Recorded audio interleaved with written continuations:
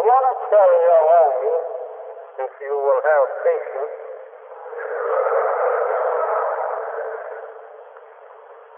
not like Moses was by the man he went in such a knowledge with. So the wise man told him he would not be able to go along with him, that he would not be able to do it. So they went, traveled down towards the junction of the Nile. And Moses could not go along with him on that without asking why he was there. Until finally, he got to the junction, and then he explained to Moses why he did that. And so Moses learned from his guide that he was the best guide. If he had just kept his mouth in trying to teach the guide instead of the guide teaching him. So this that we are traveling on Joshua history, we think it's good to take along a little something every now and then to show you the disruption of his history, his people. It is pretty sad that a father, after producing his son, then look at his son and tell him the end of it. Tell him the end of himself. It's pretty sad to do that. Since America have invented many dangers and destructive weapons to destroy the original black man from the face of the earth, and God have already prepared a destructive weapon for him.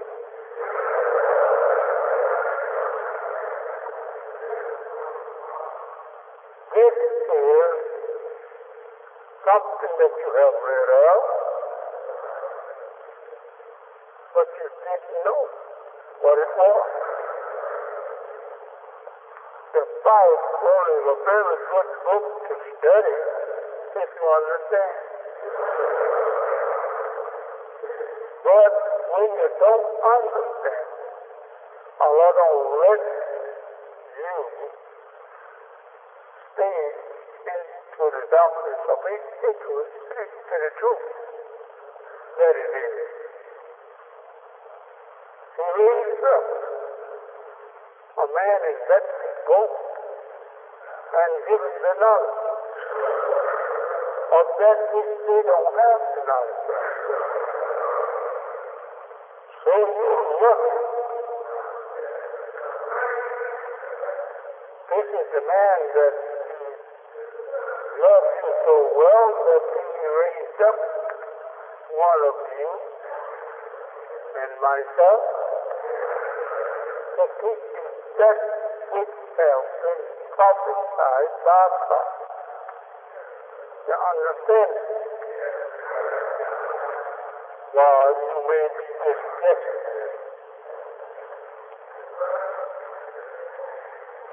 Upon your outer line. Make your outer line heavy, your brother. Your outer line. Then your large first piece that you put down into just about half. You got it up there, even with your drink. The first piece should be made just half. Just a small corner now. Yeah, because you got it too close.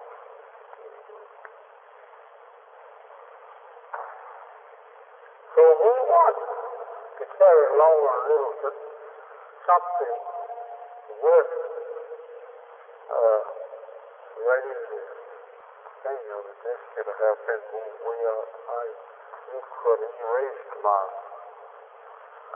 letter. So you could have erased my figures there that wheel could have been sent too high. But since that it didn't, so we don't have time now to wait. Yeah, make the border line. Make the border line, brother. Make the border line of the wheel very large. So I wish God could hold a steady hand like brother.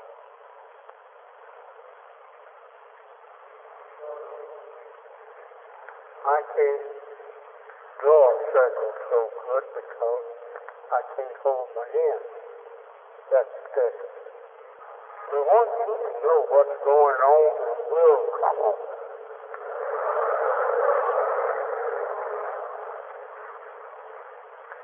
I'm far from being that man that just want to pick something to be seen and heard.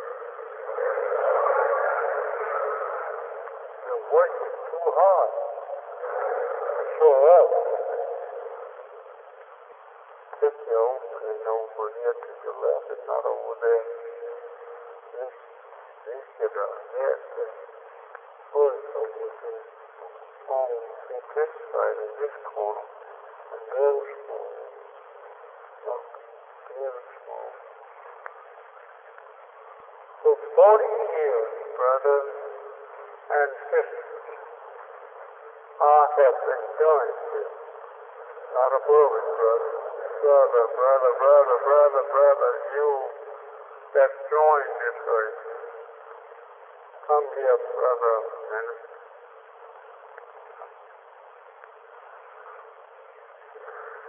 don't bring that foot out clear. This house is in the corner, not showing the whole.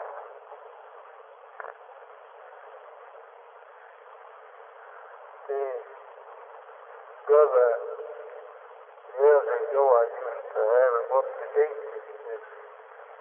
So this Moses went off, for a while.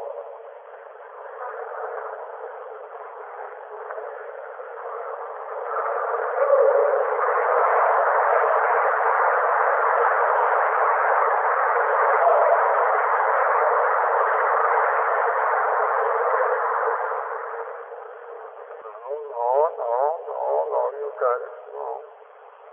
Down here, brother. Down here in the corner. That's good. So when you hold it, that's up there, the earth is in the corner. Yeah, that's good.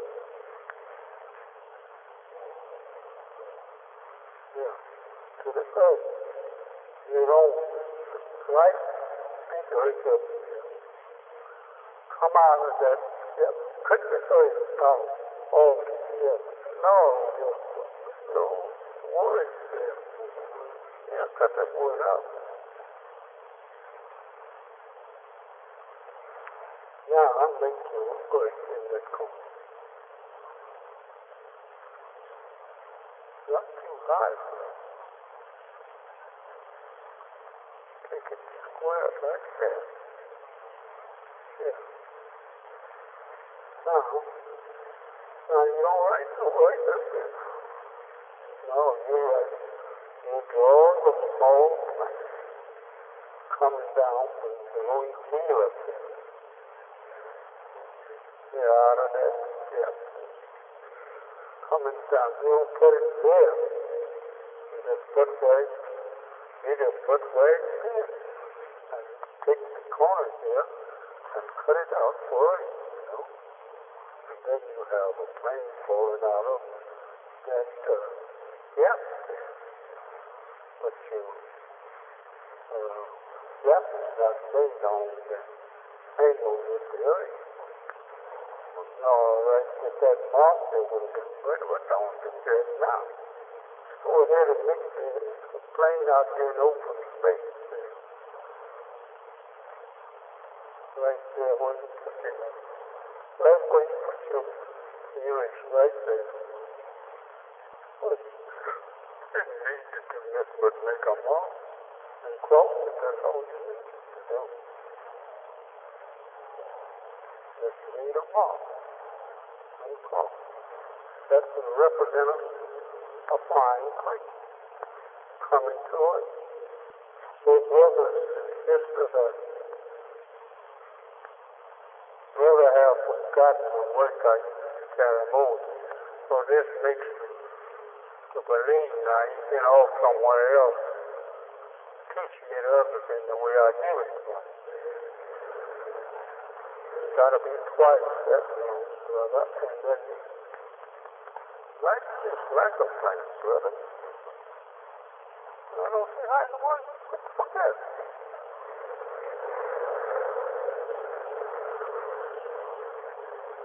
Don't make an error now, ever get it. These people know that we're not got no planes that let's continue towards the plane, and let's see now need to bring the plane up to a better angle. Well, let you go home after a while.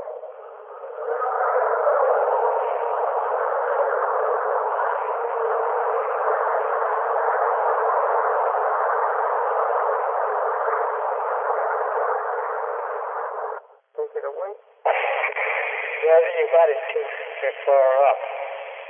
God will say, if I was you now, I would not put anything of the kind in it. I just put the one circle. One page, just so you get this. You go here. No, you make it open all the way back in. You don't close it up out on the edge. You don't put nothing there, brother. Don't make no close open out the edge. Just make it all the way through. Don't cut it out there. Right on. Like that. That's it. Check.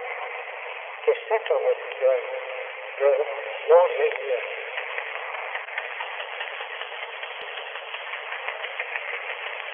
Now, brothers and sisters, I reckon I had better start my mouth again. In the Bible, there you have prophesy of a wheel in the book of Ezekiel. Come on, that is not stopping. Keep making those that you want. Keep making it out you want. Yeah. So, represent, you know. That's right. If I have to take brother home with my gifts, teach him there, I will have help. He used to do this before we could get through talking about it. But he went off, I guess, and got mixed up with some bad company. I've taken all of his thoughts away from the thing that is wavering around now. This represents what Ezekiel's wheel you read of in the Bible. They actually have it up there. It's up there now. The devil knows up there. This is why he is continuing. I wanted to be sure he heard. To go up and make planes that can fly so swift that if he could discover in the skies, he would be able to get back to it and throw a rocket in it before ever that he could move. He's making plans to search the space with the high speed known to his science.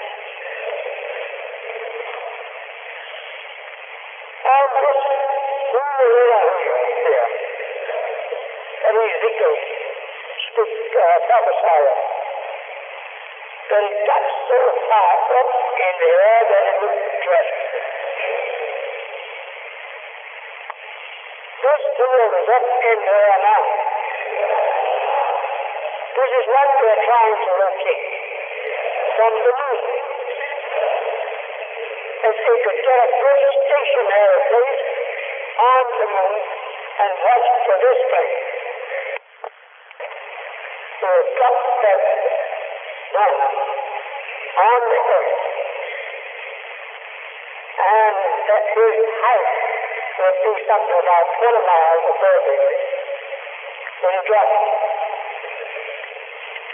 Not getting too far the atmosphere, because he wants to use the atmosphere to help God's Son. So that this one, when it strikes the earth, it will start right into the earth and has things.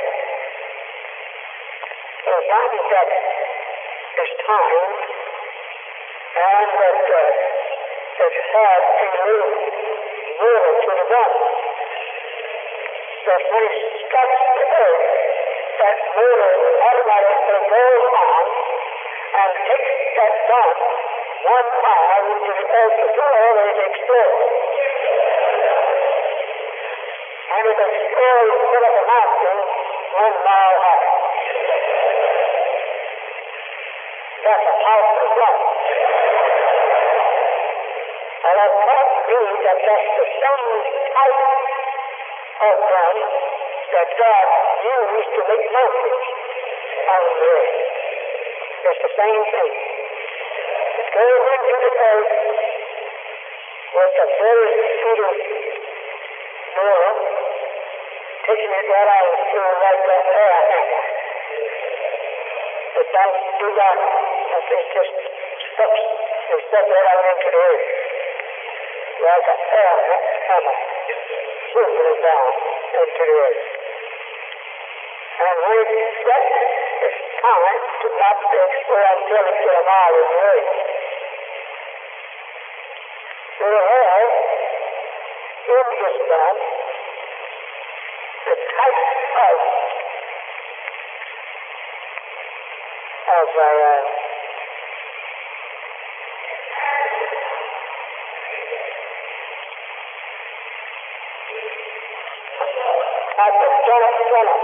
sites that they use to bring up the mountains of everywhere, mountain range. Powerful dynamite. It's more powerful than America is used. America uses 30% dynamite. And these people have that one equipped with 100% dynamite today to blast just a few mountains across the continent of North America. And these mountains pull us out of the earth and that destiny moves down. It was 0 people for 50 miles around that clearly things, pushing up a mountain on each side. And this will go into action when America starts years ago, I experienced him dropping it from there. This thing will come out in Genesis. There is 1,500, or rather this thing carries 1,500 of these small gun things. Each one of these gun things carries 2 guns. And these 3 guns will take these guns over an area of just what I said to everyone that he's got in a gun at to cover and to destroy the 150 miles that it was dropped. Excuse me for my lengthy time, but I want you to try to understand this, and I want you to be looking out for it. I have seen that thing. This is the first glance of it that the brother did the best he could. That's a powerful thing that can stop in the skies, just like you see what they call those wings up there, those things that the flying saucers. Right through the thing measures 1 mile. I like those things. As I tell you, if you find me lying on what I've said to you today, I'll give you $10,000 out of my brother's first pocket. And if you got that to have, I'll arrest you to loan it to me, then I'll pay you back.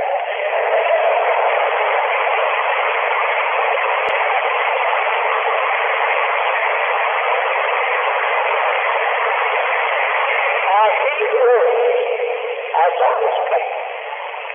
This thing can move about into space so wildly until their rate of time would shoot them out of the sky. The military system, there's a scientist, more than a scientist. I think the 4 or 5 hours to explain. There's a half a mile by half a mile. And this plane usually look like this. But it can cut out of your eyes sight so fast until you take nothing to it. You will see this plane one day. Because this plane had a civilization on it. They stood up for a year, and sometime a year and a half, in that plane. It's a wonderful thing. Dreadful thing. I'm not trying to deceive you. I'm trying to show you what you're going to see pretty soon. I stopped flying this plane for years. But now I think I should go back to it. Because they seem to do it up there, fixing it up to come near to Earth. When America thinks that she's going after this plane, yet which she saw. They tell scientists all of that plane. Go to rest and change America so that she can't come forward to the plane. She thinks right in your face if you want to tell him what I'm telling you. See if he'll try and deny it. He'll do something.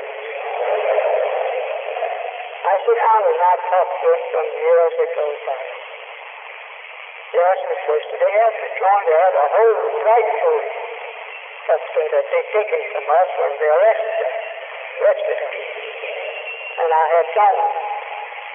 the plane and waiting, and just taking it to the FBI's office, and there they have it there today.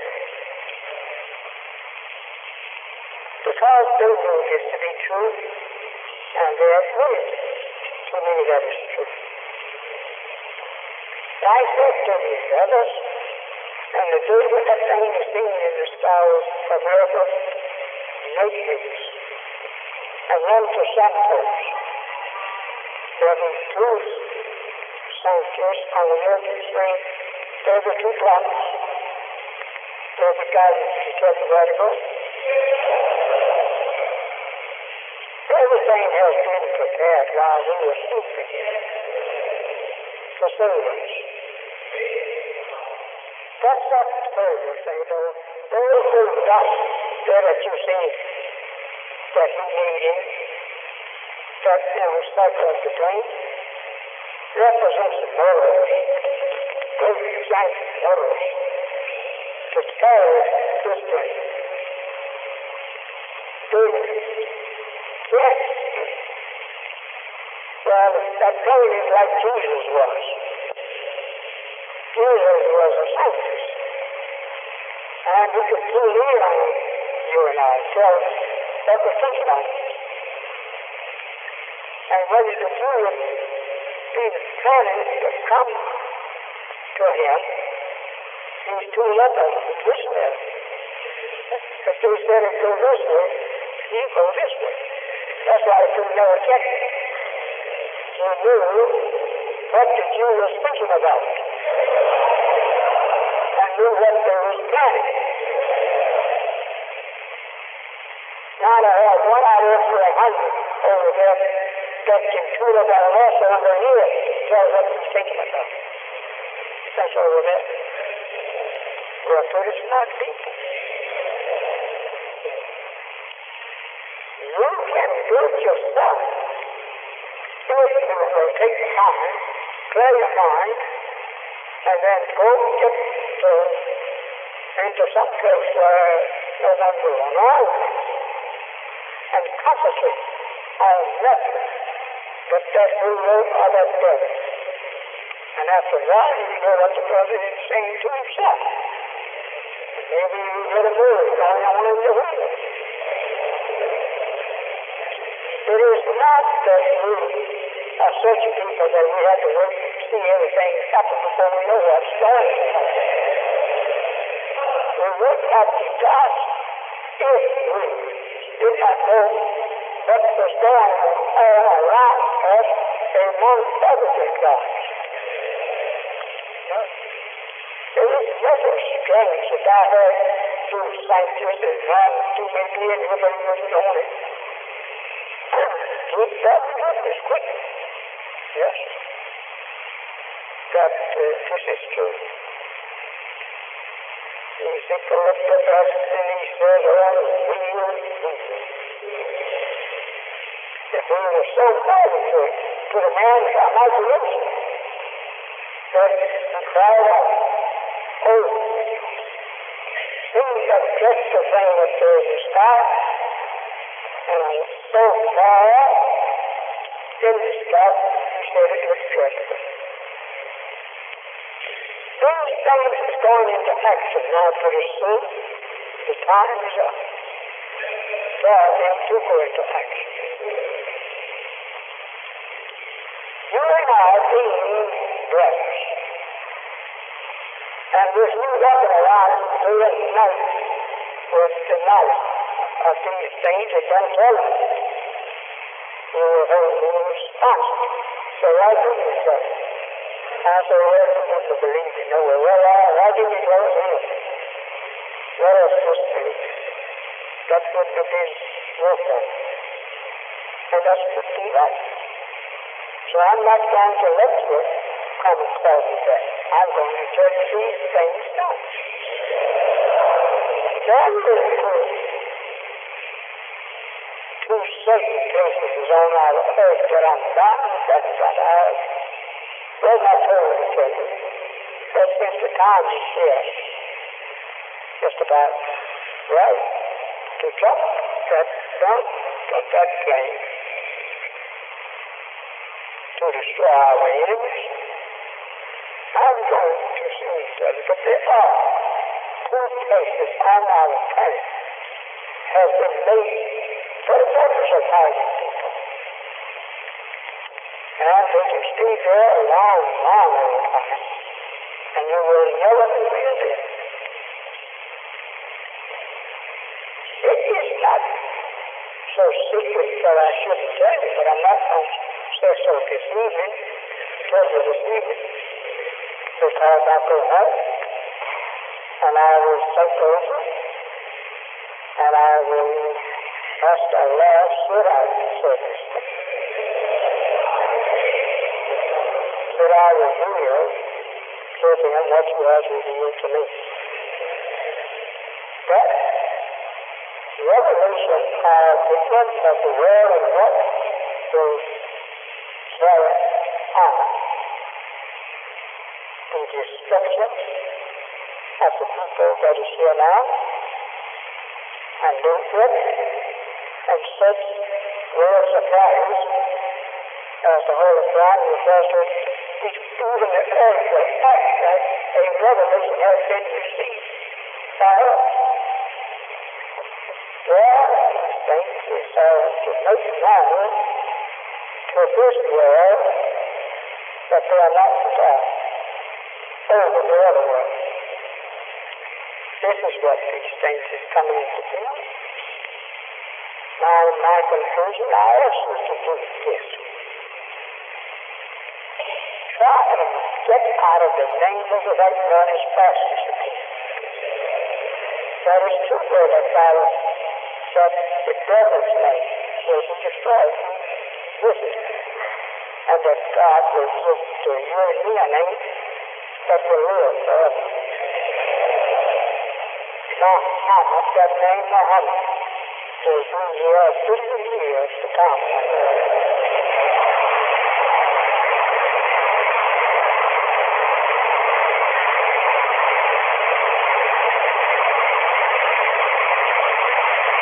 We have travelers, present travelers, some of us great knowledge, through the foolish life.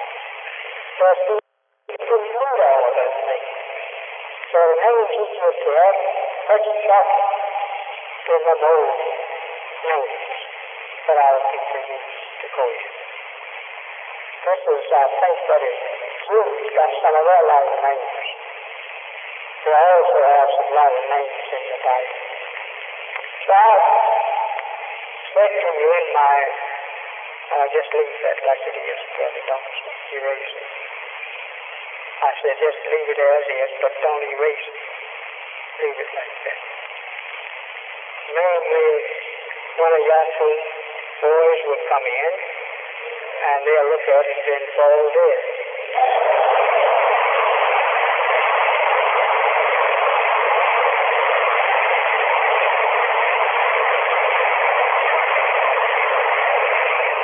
So my beloved brothers and sisters of diverse intelligent act that I can say that I had in the past, none to take your place. No.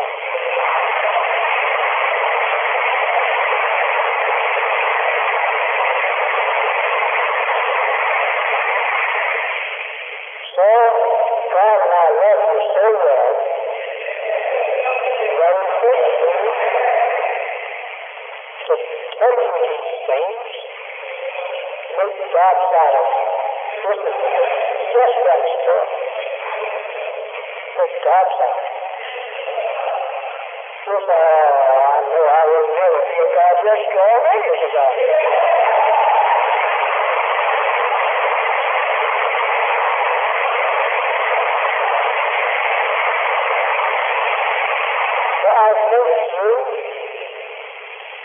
Thank you. I know you don't have much money. None of us have much money. We were robbed to protect our enemies. the devil. But whatever you can spare to keep building a safe and powerful place for you, please do so. We have in mind now of two first kids. We want those two kids. So now that our brother David manager for the hospital, I just almost tremble when I see you out there fighting. The devil didn't go tell the devil to eat. I want to place that your own people can work on you.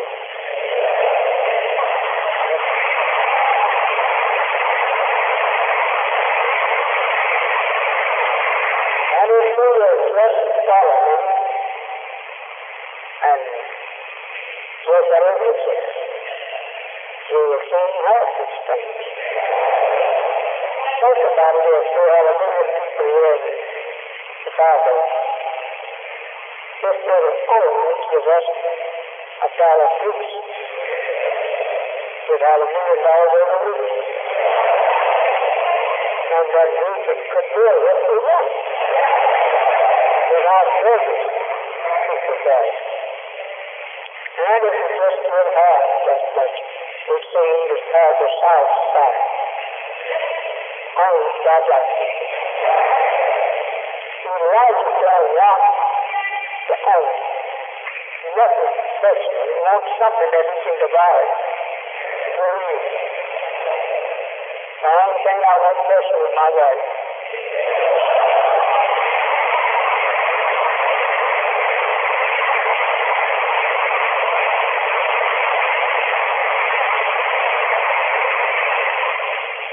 So I'm going to dismiss myself so that the brother minister can take over.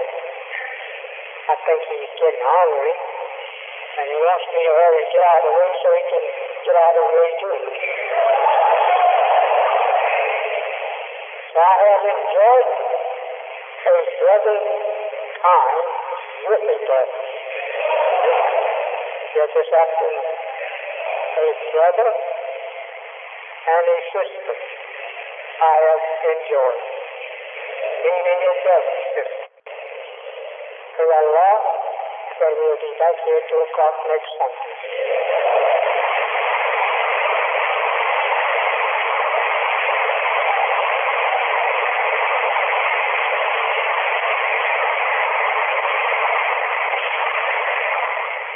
And if you can't find 5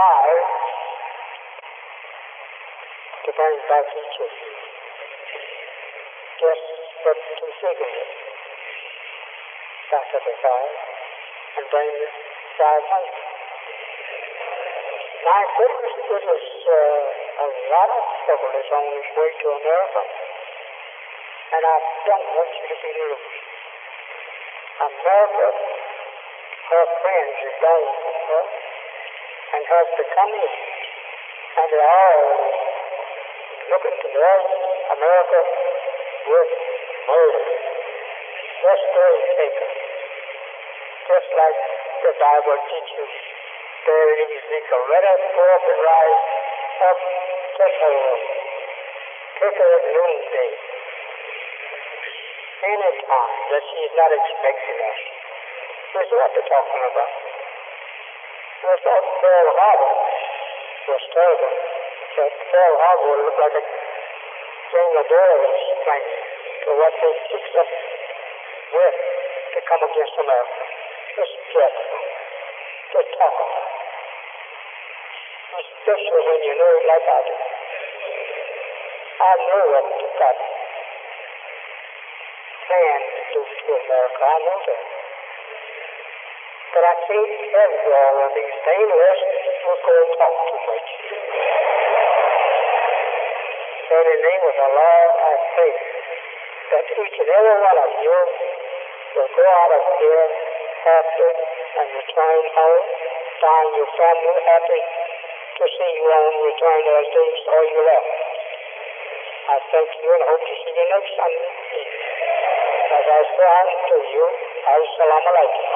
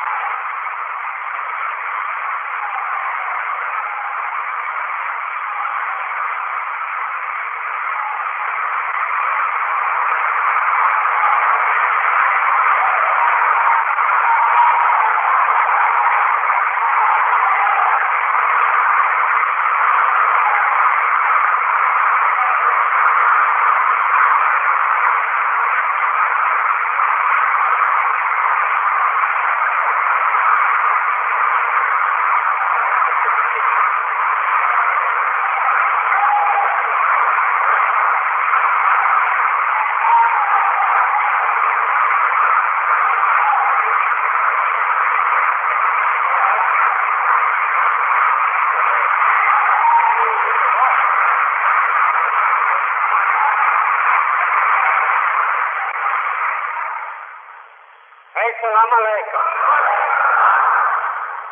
My dear beloved brothers and sisters, I feel like I'm a big man.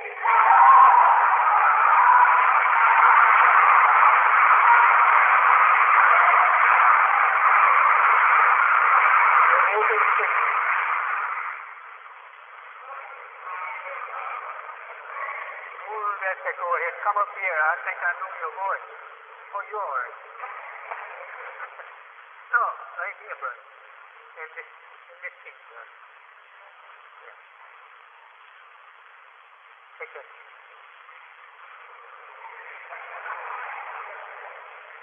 You know, brothers, that when you have a helper, you don't want him to get out of your sight.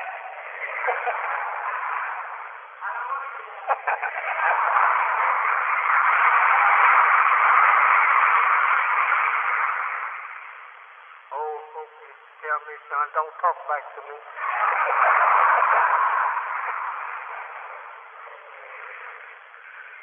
My beloved brothers and sisters, we are so happy to see your smiling faces here today until we could almost cry with a smiling face for joy. We're happy to see you this day. But we still think we are short things yet. We still think to go outside someplace could have been more than this.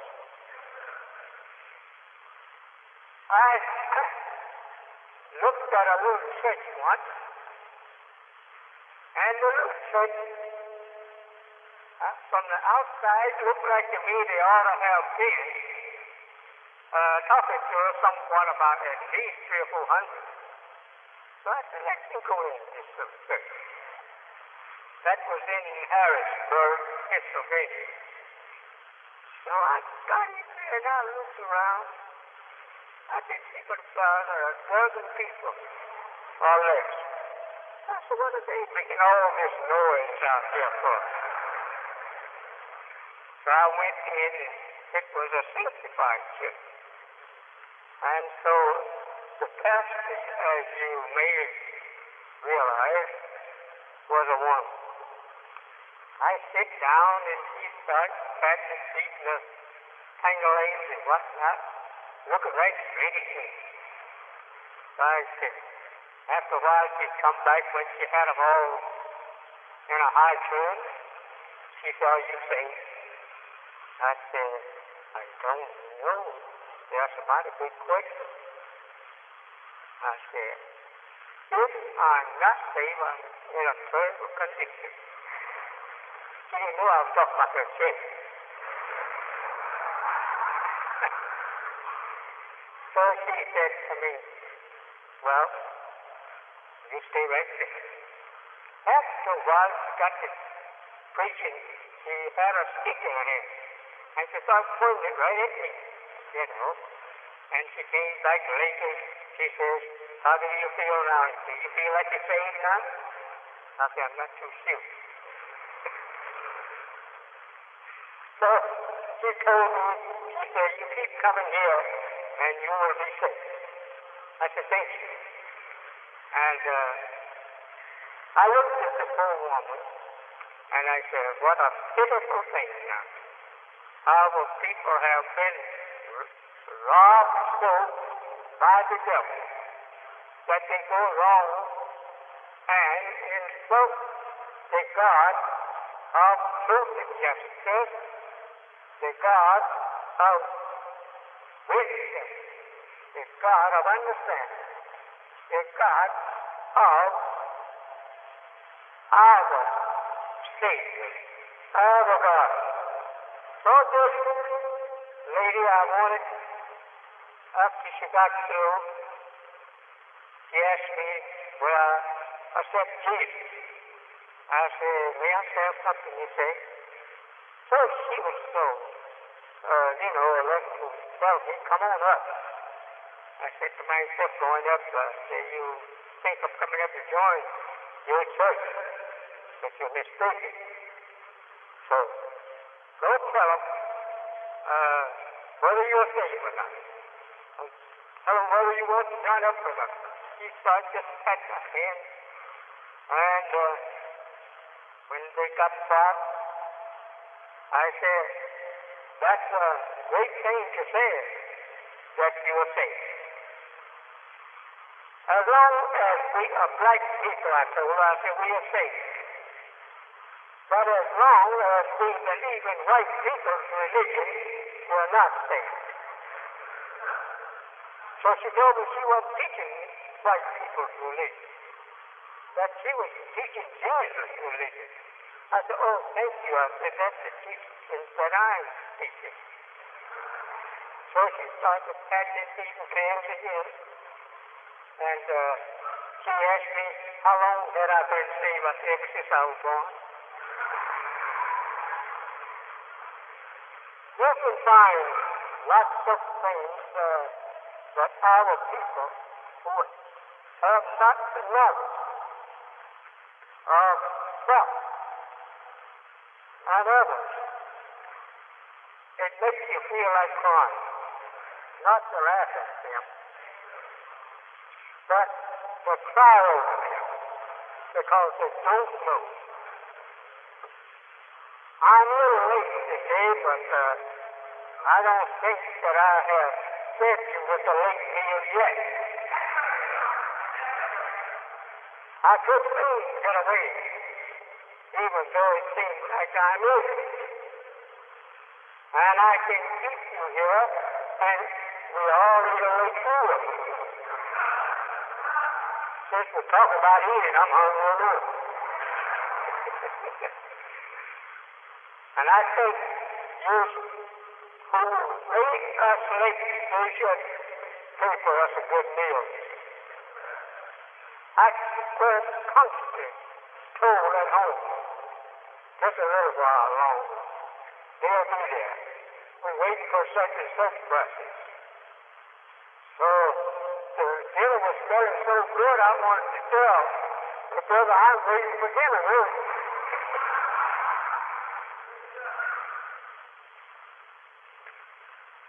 We have been working on teaching on the time, the theology of time. But this afternoon, I'm getting late, and I also just get me a text, kind of sort of like that old preacher taking one day. He had not had no conference to join up in a long time. And they all would come in and start playing, ignoring him. So he says, I'm going to get these fools one of these days anyway. So next time he came back to his people, he went in his pocket, pulled out a quart of whiskey. He set it down. Went in the other pocket and he found a quart of Bible. Then he put his Bible right in between the two. And he says, brothers and sisters, my text today is that some of these things will burn you.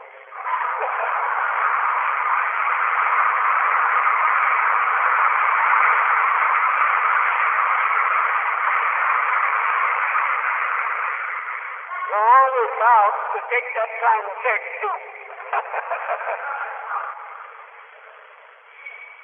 We had a few sisters and brothers that we wanted to bring them before you. I don't know whether the minister have or not. Have you, Brother Minister? Sir? The minister loved to preach so long himself, so he didn't want you to break up his text. Well, I love ministers that love to teach like that. But I do like to learn who you are, and you learn us. We have a very smart little sister here.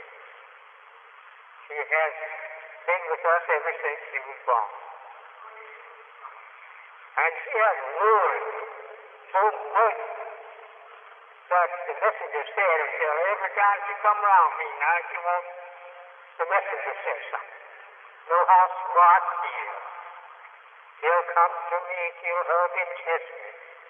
Want to show me how smart she is. So today I'm going to surprise her. I want to know how smart she is. Now, well, this little sister is a captain. Little daughter. Come on up here, baby. I want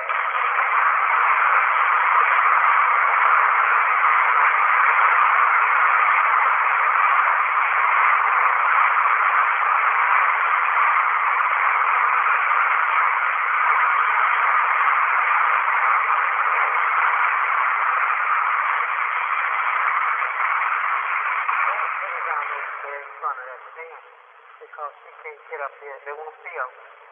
Stand right in front of me.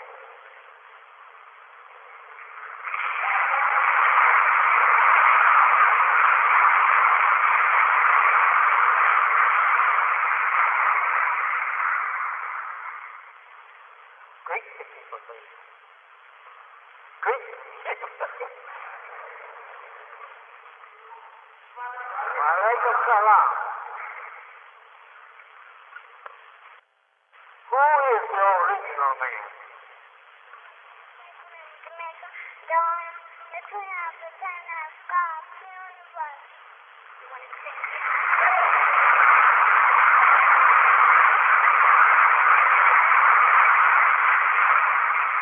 Who is the colored man?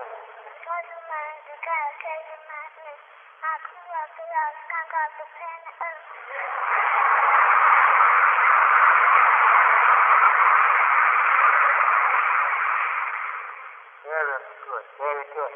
For her to know the difference in the two people.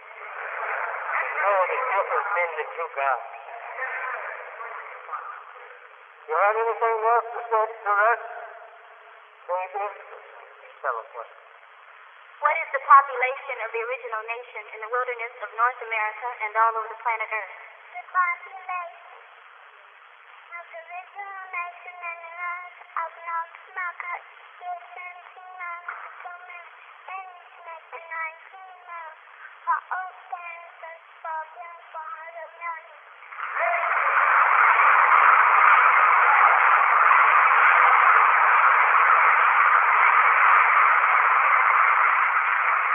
What is the birth record of the said nation of Islam? The birth rate of said is 8 nation. There is no birth record and there is no end.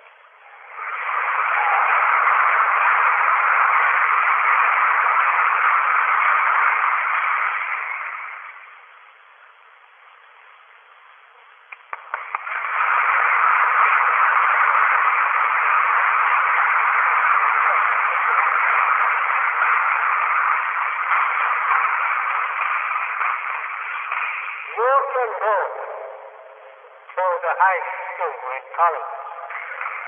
And if you were able to bring out a child out of either one of these places where the parents have gotten their bachelor of art degrees and whatnot, I will give you a nickel.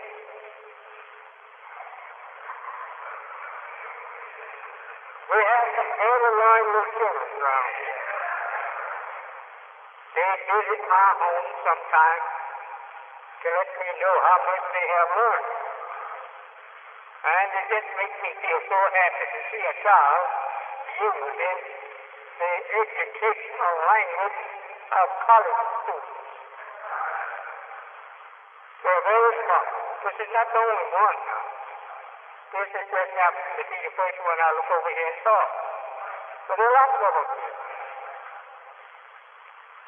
We have been teaching here on the time, the theology of time.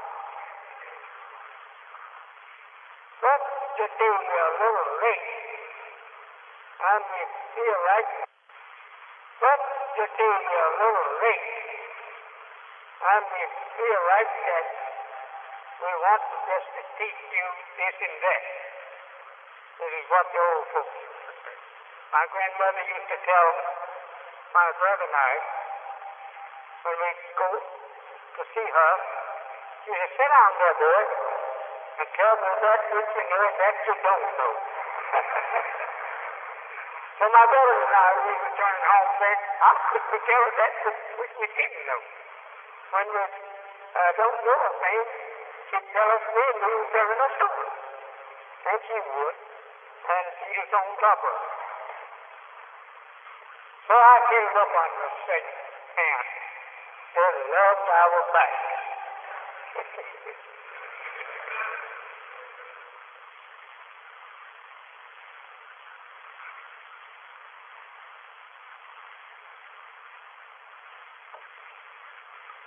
Pardon me, brother.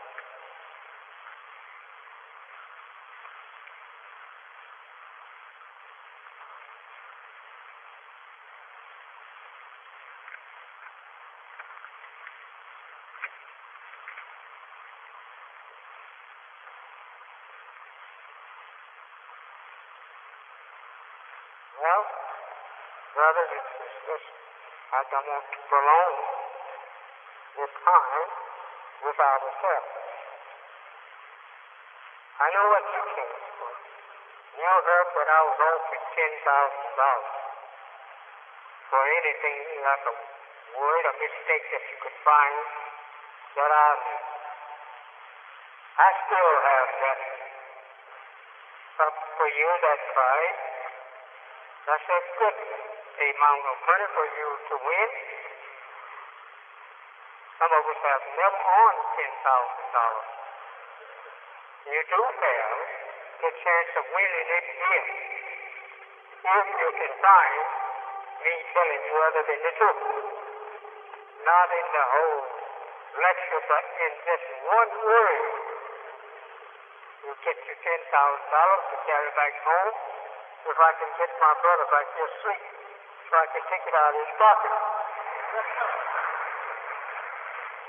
I said, yeah, I did.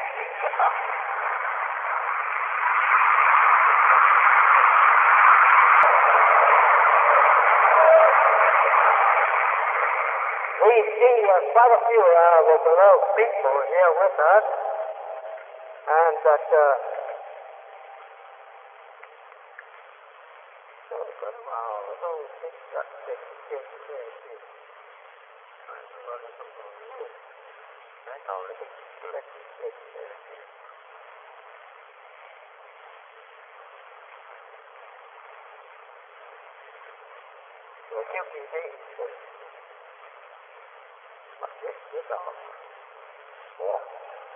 come join me some little papers here. And I told him when I get here to let me know whether or not that there was a lot of dignitary people here, so that I could tell them that I'm just a little skinny fellow and I'm not able, maybe, educational to compete with them. And that after I'm through, I will give the speaker stand over to them.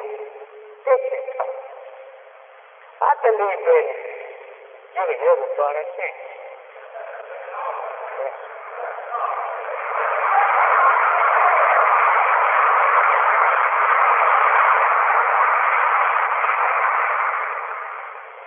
So I see some great professors listening here, my brother. You're a real estate man, and we certainly need some houses. Yes. We need a lot of them. So I'm very happy that you're here. We will be contacting you soon. But some of us, you may have to help us with the down payment.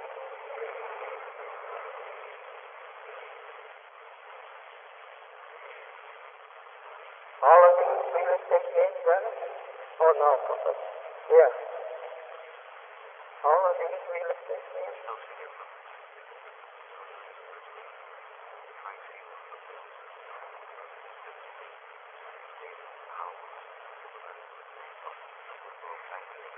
police because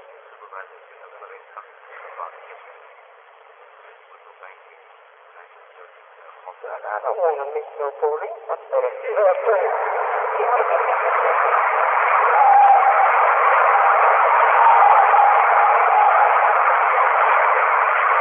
We better get this quick. Well, I was going home.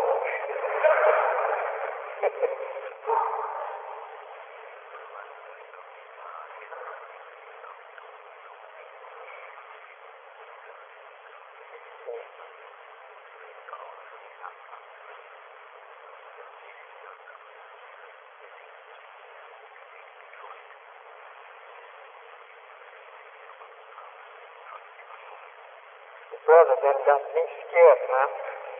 So I'm going to make him call these names off. Because I don't know who you got out there that catch me, brother. I talk with open. And I talk about white folks.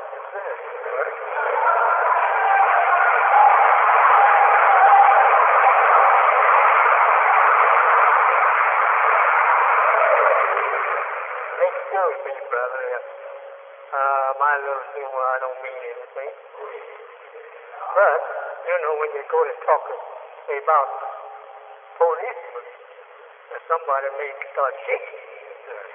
And we don't know whether he's after me or you. Brothers and sisters, and Mr. Policeman, feel at home. We're your brothers. Because it's good what you are. You can be the high sheriff of Cook County or whatever office you hold, you still is our brother. And we come here to make that number.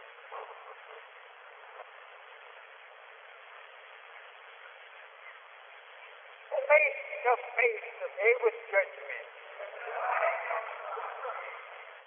And if we don't understand that we are face to face with judgment, we may be deluded. America stands before death. America is doomed to death. America is bound to go to her doom because of the way that she has treated us.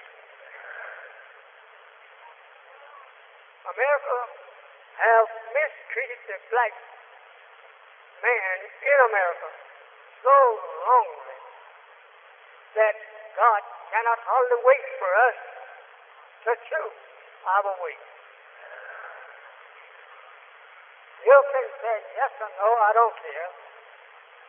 I'm totally independent of what you do.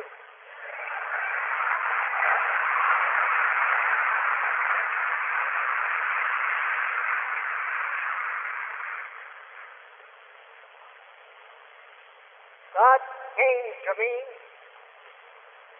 in 1931 in Detroit, Michigan.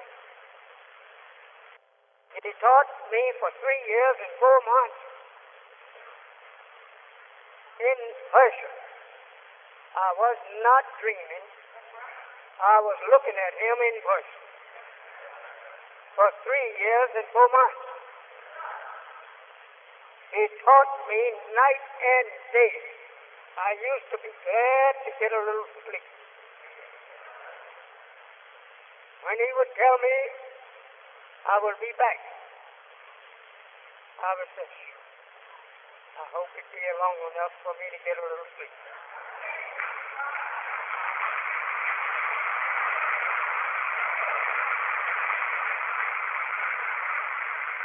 And he taught me what you hear me teach you. 3 years, night and day. I don't think I would be wise to say that I taught myself and I taught you thus and thus. No, he taught me thus and thus. I didn't know nothing. I didn't know my name. What I was calling myself was the white man's name. So whatever you hear me say here this afternoon, it came from his mouth in the way of divine. Whenever you hear me talk other than that, that's me. That was me. But divine, it came from him. Though he taught me about none divine, and who none divine was. And I have been teaching it for 40 years. Think over that. That I'm no boy. If I've been teaching divine wisdom in America for 40 years, I didn't start when I was a baby. I'm an old man. And I'm ready for you.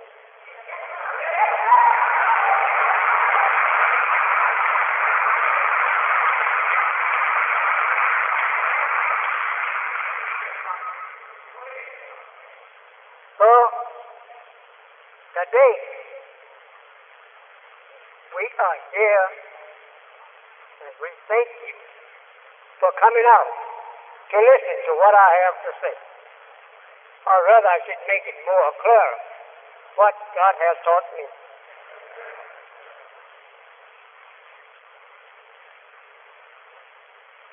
I see dear Mr. and Ms. C.W. Williams. I don't know whether this is my doctor or not.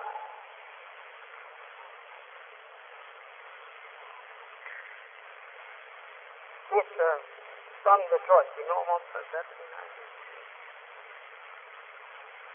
What do you call it? All right.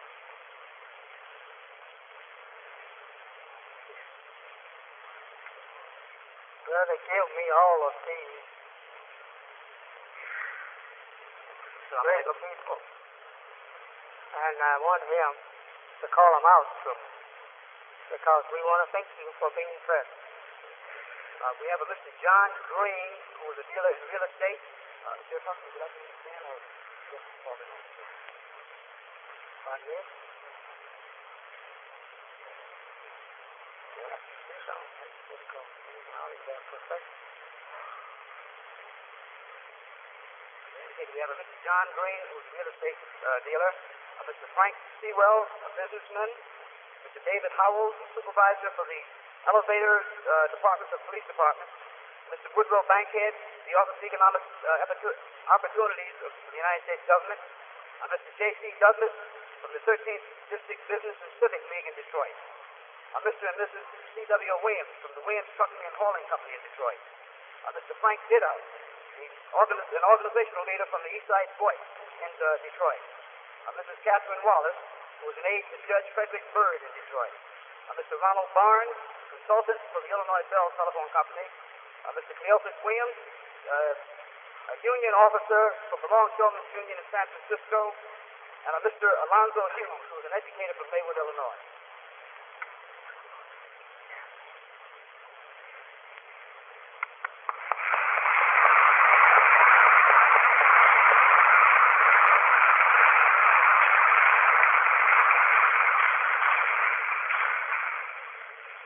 We thank you for your presence, and we pray, our Lord, that you will return again. We are afraid that you won't eat enough this afternoon, but we pray that you will return. One thing we want to say to you, regardless to your profession, we still preach is that you are our brother. Whether you want to say yes or not, you are our brother. All black people are the brethren of each other. You have been told that all people are brothers. In the way of being people, we are brothers. But we are not all brothers by races and nations. We have a stranger in our midst, and that is the white man. We are not brothers to the white man. He is a total stranger. He didn't come from the God that we came from. He comes from a made God, not a created God. Our God is a created God, and we are created people. But the white man is a made man. Yes, he didn't came here with us. We've been here ever since that the earth was made. We was right there beside our Father that made it. And that we, the black people, didn't come from white people, but white people came from us. We made the white man and can do it at no limit of time. But when it comes to us, we were created. If this was heard and believed among you, a law would set you free. When the white man hear you say that your father, a black man, created him, or made him, pardon, and that you are a created man from a created man, but the white man is a made man. When he represents himself to you, he puts it in such way that you don't make a mistake, that he is not the created man, but he is the made man. He puts himself in his place. But you put yourself out of place when you go and follow him and call yourself the same thing that he's calling himself. No, we've been here on the planet Earth according to the teachings of God to me in the person of Master Farad Muhammad, to whom praise is due, ever since life has been into the total darkness of our created man. We are not people that came here just 6,000 years ago. We are people that came here trillions of years ago. The white man is a made man from when I was sanctioned 6,000 years ago. That's no time with us. We've been here for trillions of years. And if you try to put his time and our time to calculate it down to the number one man that self-created, you wouldn't hardly find a second to give it in time. Hardly will run into a second. Take 1,000,000,000,000 years and divide it by 6,000 years. See what a little time you will have there. Then take 6,000 years and divide it into 6. The 6 trillion years. That's not a long time we've been here. Take that same 6,000 years, push it through the 6 trillion years, and move it over to 76 trillion years, and you will hardly be able to find it.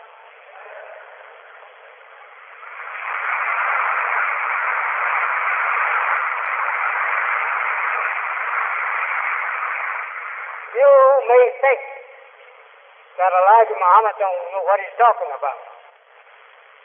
Never heard of nothing like that. How could you hear anything like that? Calling a baby only 6,000 years old. Now, how could you know anything about billions and trillions of years? With man's voice ringing throughout that time, how could you hear it in just 6,000 years ago? We don't care nothing about the little white man. We don't care anything about his big talk. We know it's like a little puppy running along beside a great big hound.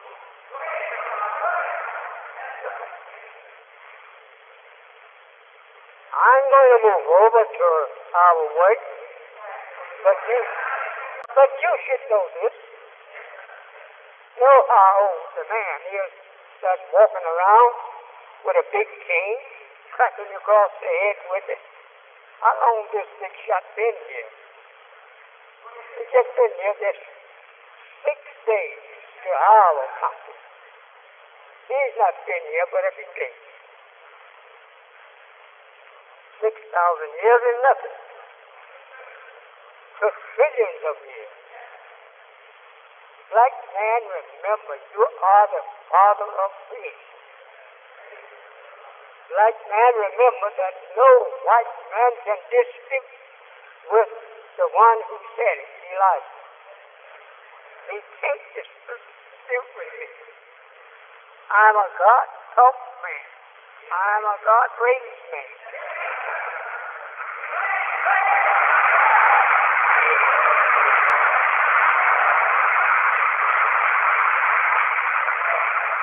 I wear this on my head, but we dare the white man to wear it publicly, but once a year. You know why he can't wear it over once a year? Because that he had nothing to do with the making of business. The black man made this bed. But I mean the sun, moon, and stars. White man know nothing about the creation of such planets. This is why I want to teach you the theology of them.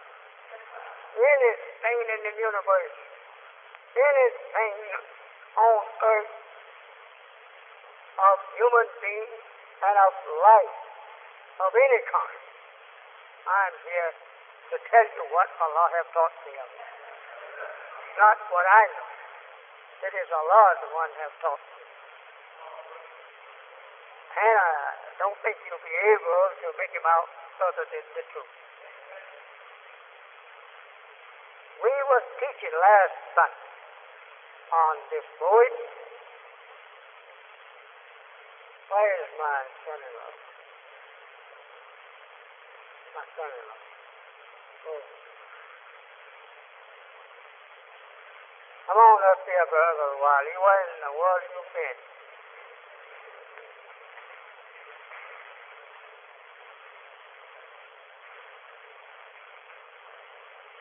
Is that your mate?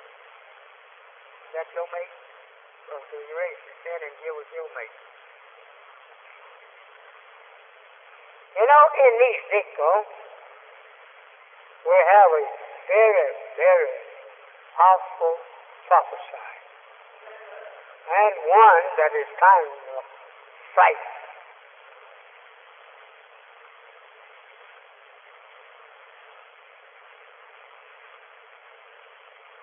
Don't you come here with no little something, because I'm hard to speak. Make it good and kind. Don't I'm going to run you away from over there. You know, I'm a pretty tough fella.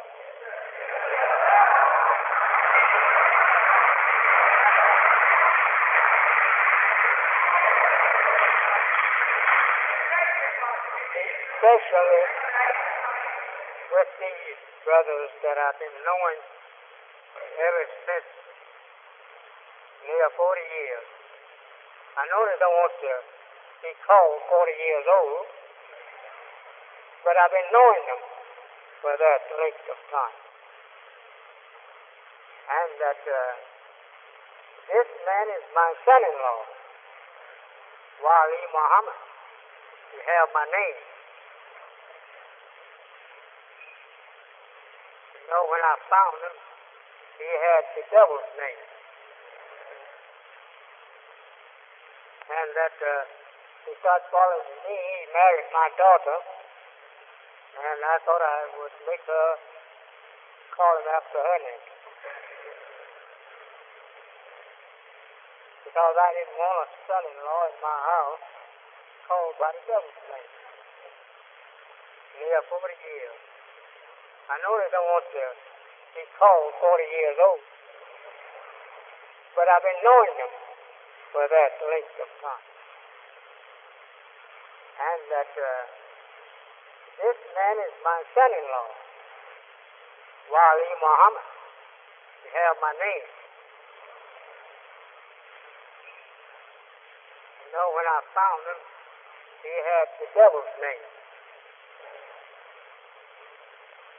And that he started telling me. He married my daughter, and I thought I would make her call him after her name.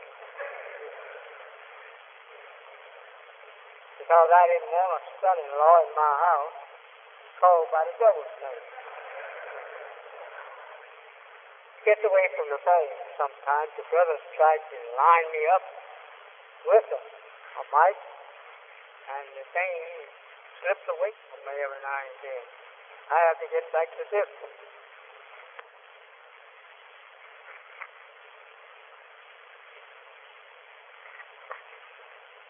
And that in this world, we was to worship, and we love trying to be called by the white man's name. Love to look like it. And that I'm going to see whether you love to look like it. The white man has been here on our planet for 6,000 years, and he has ruled. Now, brother, I certainly like your job. Yes, sir. And you have that basket, then I can get a little stronger if I hear something in it. I went in a church once to pass the basket so fast, I kept hearing something rattling in it, you know. So it got down. So I didn't have much money, but I did spend a dime. I didn't have no more. Because I know they were asking for charity. And I love to give charity. So I give them a dime, and they looked at me. And I took the head. I didn't have no more. But I don't want you to do that. And we may follow you and prove that you do have more.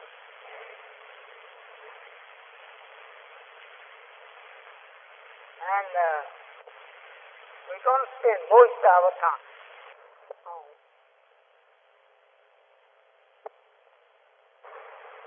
the East Coast, about 900 miles, and some from the West Coast, I suppose. I think they are. People coming from these long distances mean to make them for nothing. They want you to tell them something. And if you're not going to tell them something, get off the stand and let them tell you something. You know, my brother, I have learned to be human with people is to get friendship. You're going to be stern and tell them about the pitfalls that things going to throw you in the fire with. You only get fright. But tomorrow morning you wake up. I don't believe that. No, we don't want to fool you. We're going to talk about some fire, but it's not the kind of fire that disappear overnight. It's the kind of fire that lingers around with you. you feel it. So my beloved brothers and sisters, you take for instance that I have the oldest one here lying beside me. I don't have the Bible here with me. I shall soon get it. We was never taught to read the whole one by the white man. We never was taught that there was a universal religion besides his that was called Islam. He never did talk about no other religion but Christianity. And I want to say, brothers and sisters, that if God made Adam, and he raised Adam's children got about 2,000 years old, and then he sent to teach them the right religion, I said, God put himself in a very ugly thing. Why, the people could force him to say, why did you leave us without hearing all that time? You think 2,000 years after Adam, before ever that he sent Jesus with the right religion. Just think over that. What kind of God was he? Now he said this is the best, and it's that if you believe in Jesus and Christianity, then you will go to heaven. Well, what about all those people before Jesus was born? Where did they go? Just think over these things. What kind of God was that? That created the heavens and the earth, and then would not create for man a good religion until he gave birth to Jesus. Just think over this. I don't have to just think and reason.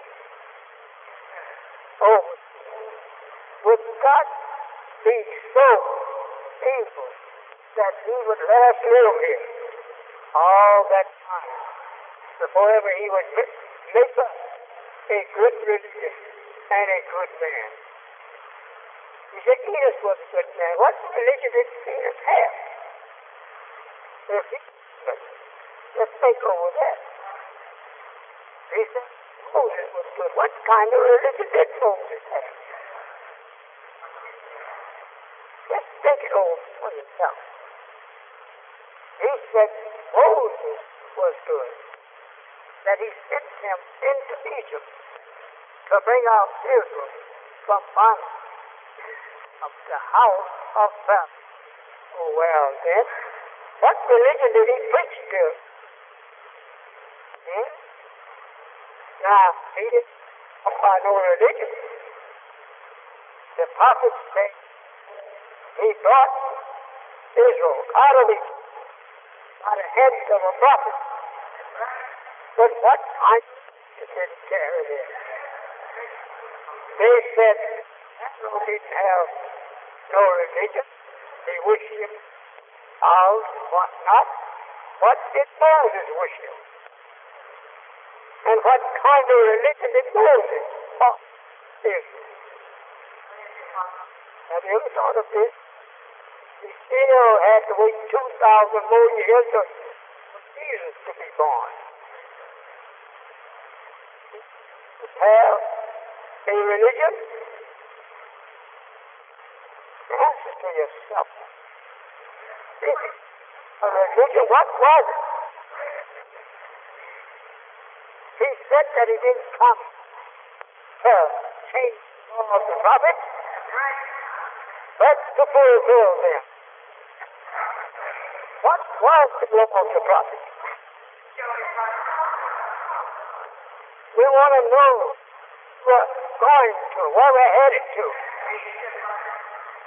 Since the white man has rose up among us and claims that he has the right religion, I want to know, Mr. Devil, who you think that you could prove in the way of religion, you blinded the people's eyes to the knowledge of the religion of the prophet.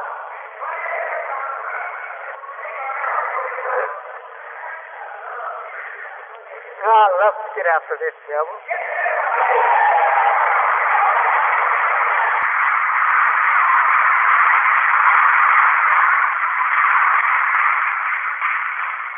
He peacefully tell us to believe and follow Jesus. How about Moses? They don't teach you to follow Moses. He said Jesus. Well, what did God give to look on Moses? Was Moses' religion different from Jesus? No, you said no. Well, what was? Yes. Tell us the name of these two great prophets' religions. And he will tell you Jesus. Well, what about Moses' people? Did they go to hell? Come back to him.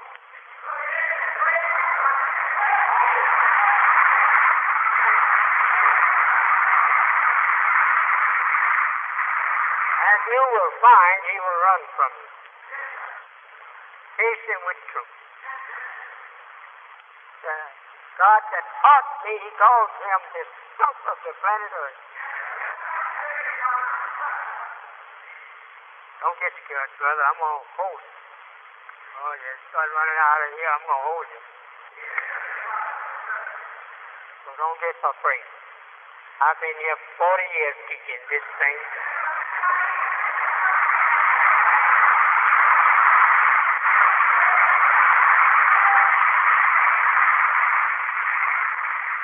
He is so wicked and so filthy that God called him the skunk of the planet Earth. Look at what he's doing. Look at him now going nude. This system of skunk. Taking the wives and daughters, stripping them off, parading them up and down the street. All your knowledge spent trying to make and model a nice, respectful daughter. They go out there and make her disrespectful. Pulling off her clothes. Showing her shame up and down to the public. The Holy Quran says they pull off their clothes and show the nation their shame. Believe it or not, but you can walk out the door and see. They're out there doing that. Or maybe she may come in your own house. You don't have to walk nowhere. Just look what he did for your daughter. Your wives made them pull off their clothes and made them to like it. I'm only telling you the truth. I'm not saying.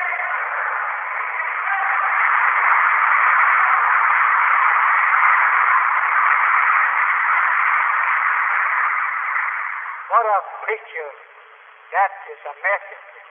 Catholic look like preaching to you decency. And there sitting his daughter with nearly all of her clothes off. Just think of it. Any of you preachers, if you're in here, follow the white man to pulling your wife and your daughter's clothes to the public. You need to go back and ask God. I think you made a mistake if you sent me. You said God sent me. But I said, go back and tell him that he made a mistake.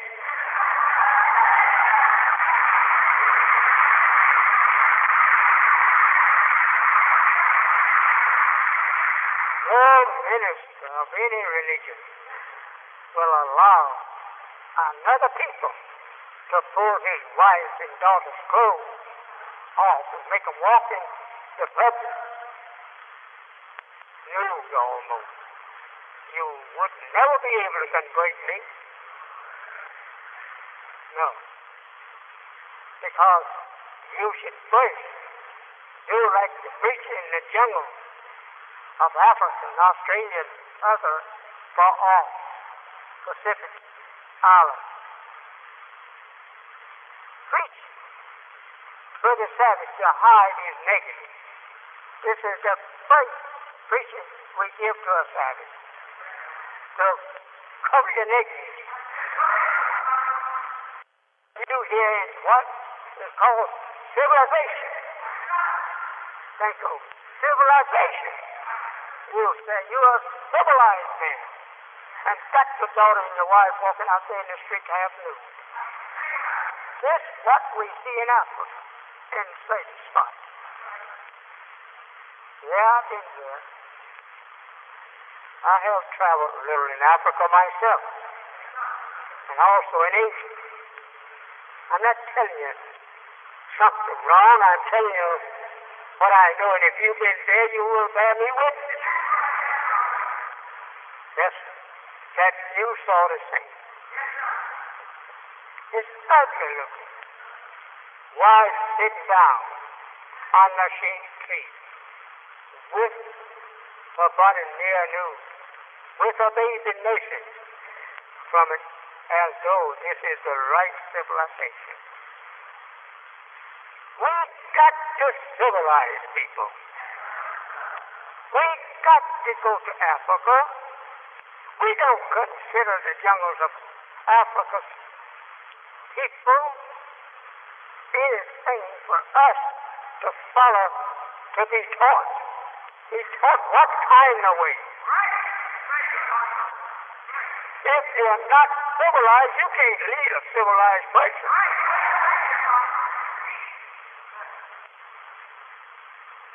Like if you were evil. I've been around a little myself, and I know what you have. Not guessing, but I know from actual things. If you tell me to go to Africa, I will go there, but don't tell me to go there to be civilized. I am already civilized, and I am ready to civilize Africa.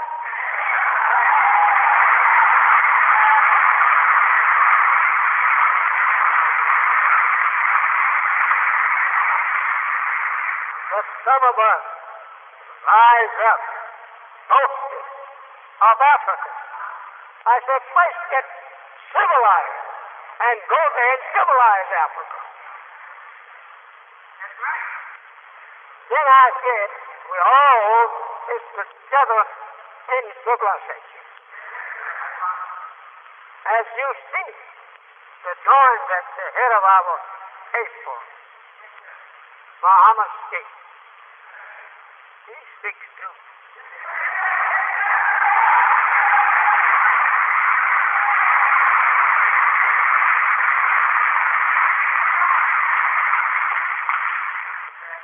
We love Africa, people, like we love you in a way. Not fighting for it, because they've been free and they let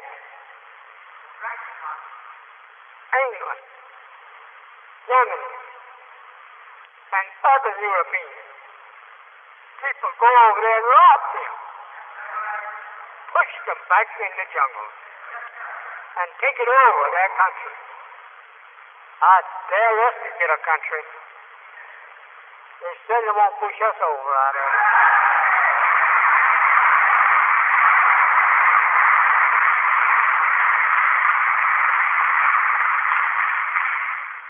I'm only pressing you up. I'm only pressing you up on this simple thing. We love Africa. That's why I have our hands joined on the upper part of our paper. This is just what we want to do with Africa. We want to make Africa our better. But Africa cannot lead us until they themselves have become perfect civilized. What God has taught me is a perfect civilization. rising. It is not something that you could add to make it civilized. It's perfect, civilized teaching. To civilize any savage, regardless of where it comes from.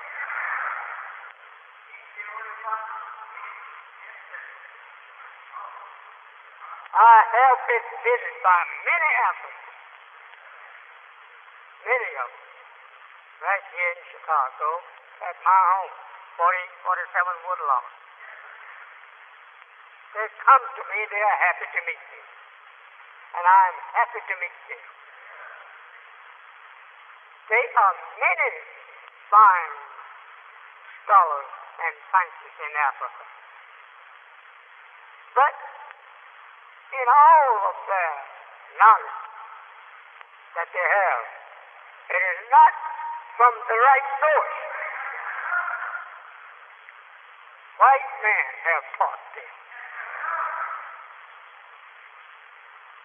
They have some of their ancient teachings, but now it must be replaced for the new wisdom, knowledge, and understanding that is brought forth to liberate the black man all over the earth.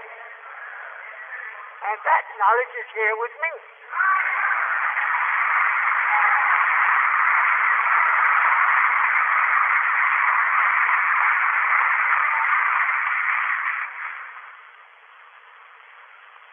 This I don't say criticizing no one. I want to join hands with you and be your brother. But not with that which England, Dutch, and these other slave-making rascals. They give you their knowledge to enslave you, like they did us here in America, Africa. Anyone come from out of the country of America, see you acting a little foolish, ignorant, they jump on you and rob you. And yet they'll give you nothing to relieve you of the robber that you was born under, brought up in his kitchen. But I'm here to fight any robber.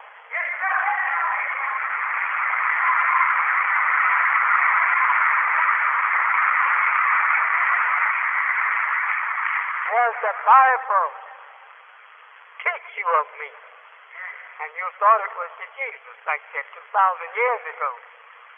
But is he like? All before me was thieves and robbers.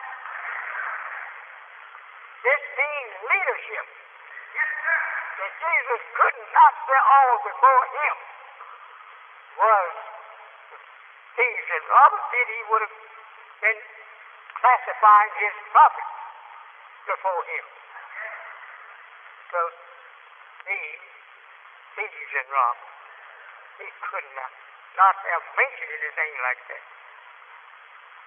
But it's me. I'm the one that said that. And the spiritual and knowledge of the prophets that wrote it, not before Jesus. Those were prophets before him, and not thieves and robbers. But thieves and robbers was before me. Robbing you of all they could. Very black leaders come before you without robbing you. Was all of them. They all wait, look to see how heavy your pocket is. And they set out to rob. I see how empty your pocket is. I set out to put something in it.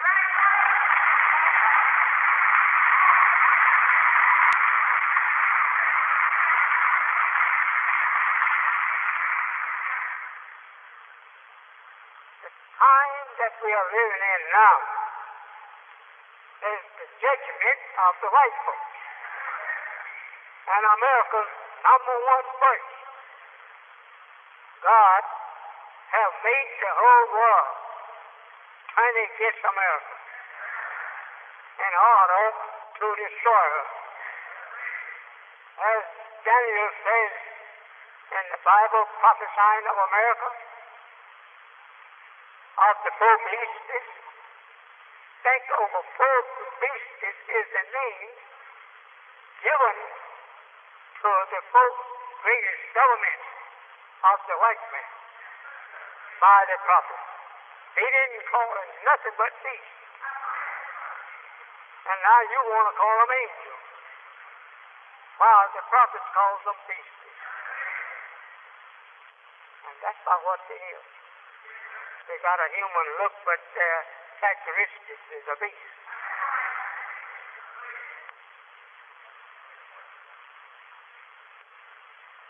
You may not believe me, but the time will prove that I'm teaching you the truth.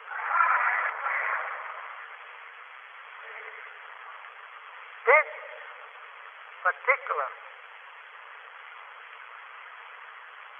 drawing here that my son-in-law just did for you is found in the 1st and 10th chapter of Ezekiel. He said he saw in a vision a wheel in a wheel. It didn't come down to the earth. He said he saw it rose up from the earth. I want you to listen at me good, as I have thought that it would have been best that I talk about this wheel. No, you keep that. I don't want the stick. I want the wheel.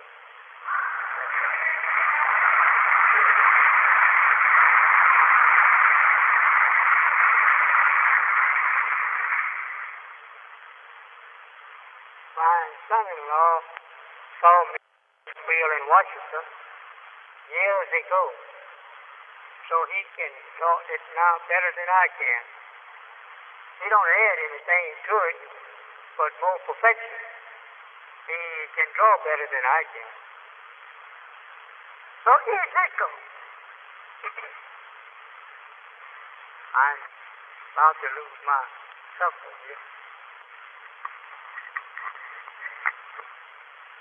So Ezekiel says that he saw in a vision a wheel in a wheel.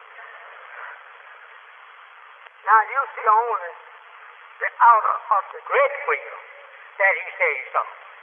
But he said he saw wheel in a wheel. Where is the other wheels, Ezekiel?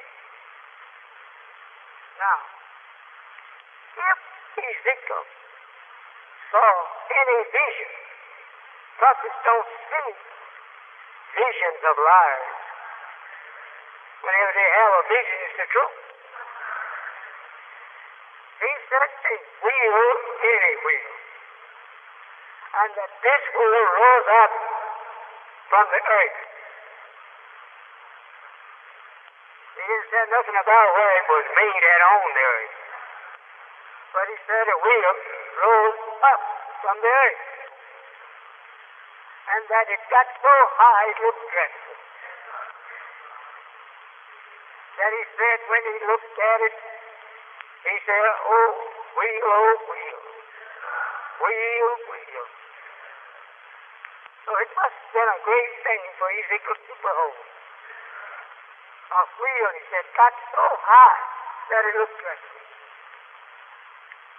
And out of that wheel, he said, he saw something come down from it.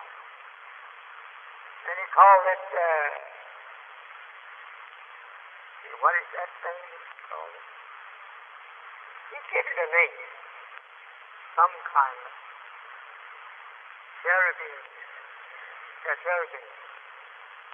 And that we thought that he was talking about angels, but that is not angels.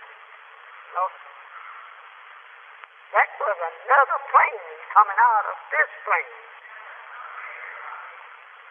This is a plane here that measures, Almighty God taught me,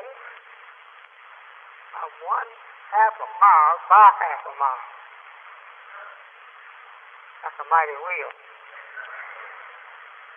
And that when it flies over the place where it's going to drop bombs out of it, he sends one of the planes like this one coming out of.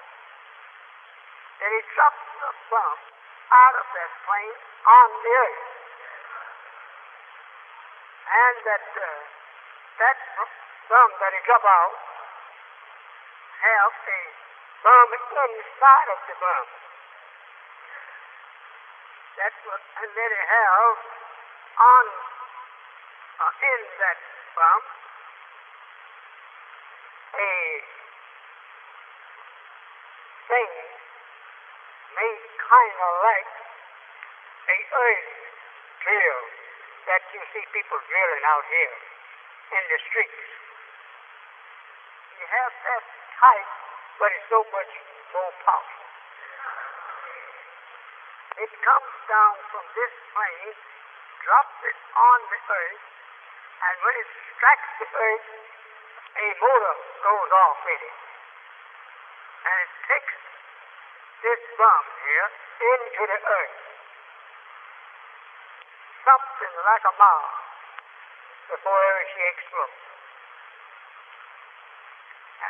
And that bomb has a steel drill that it can't batter and it can't be stopped until it gets a mile.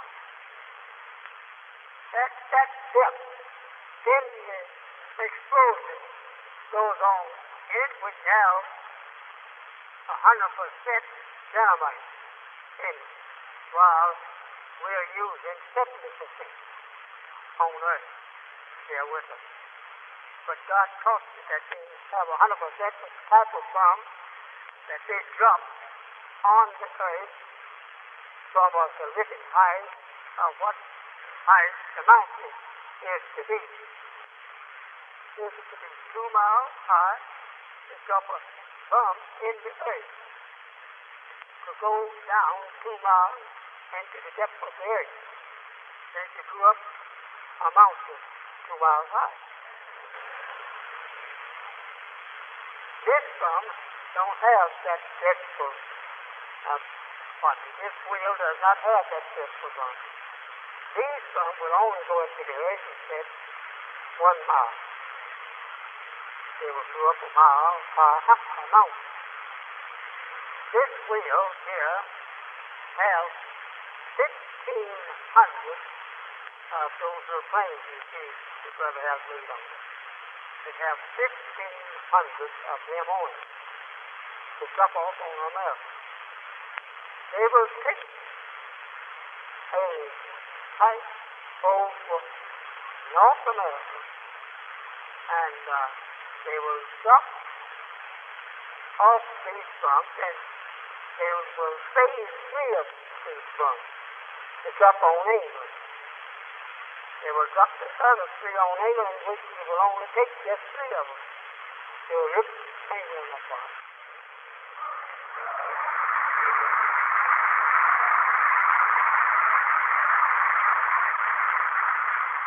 I'm not trying to frighten you to believe. That's immature. I'm only telling you what was told to me by God to tell you before these things take place.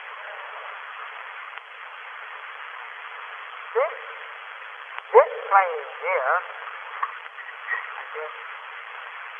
I guess my speaker don't want me to talk to it.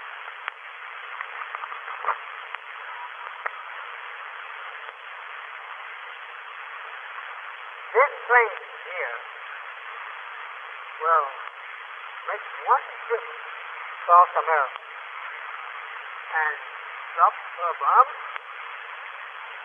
And that when it's up once, you know the distance of which the explosion will take effect, then the spreading flame will be set to the British Army to take care of England. Believe what I'm saying or wait around a few days.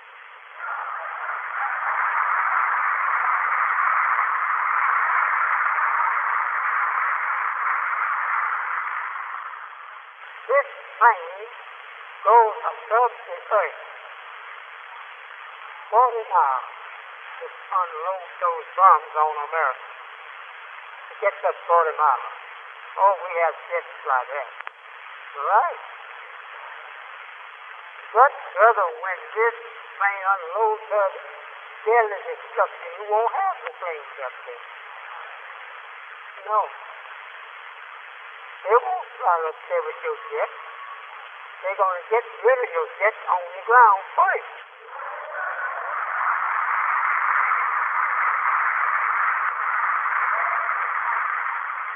How are they going to do that, Mr. Muhammad? They'll do it like this. First thing they will do, they will go and destroy all American airplane bases. And they will also destroy her planes that you see running up in the air now at the speed of sound. That's a terrific speed of a gun. Shot and more faster than that. They get rid of them first. How are you going to get rid of them? Oh, yeah. They're going to make her enemies get rid of them. Yeah. She has some enemies that have the same thing that America has. Put them to fight first and make them to get rid of each other. Just without it, they will almost kill each other. This is what they try to do up to now. To do away as one thinker said, America, the white man would not worry. Never did no such high explosion on it. Wasn't worth it. Knowing like the Muslim did, that people live over here next to Turkey. What's the name? That Turkey almost annihilated when they thought the last war was, another people there. They all got annihilated. But someone's still around.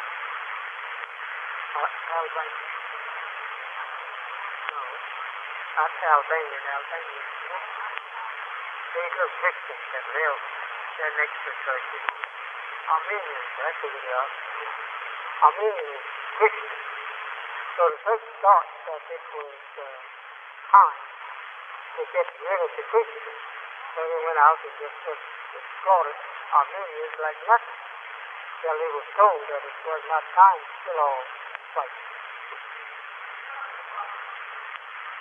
But that's just what you're going to do.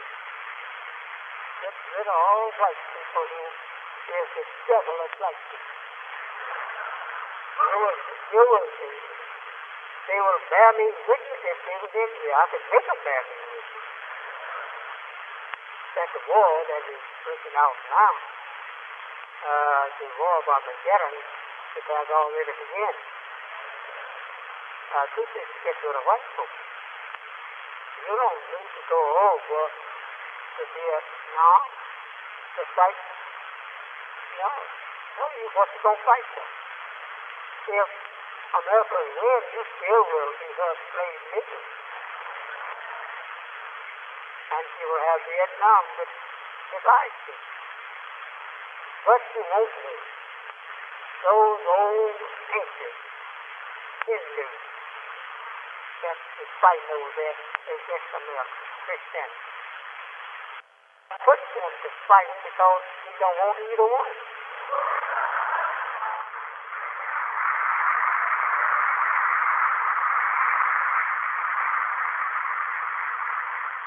So he let America, the Christians, kill Hindus all they want.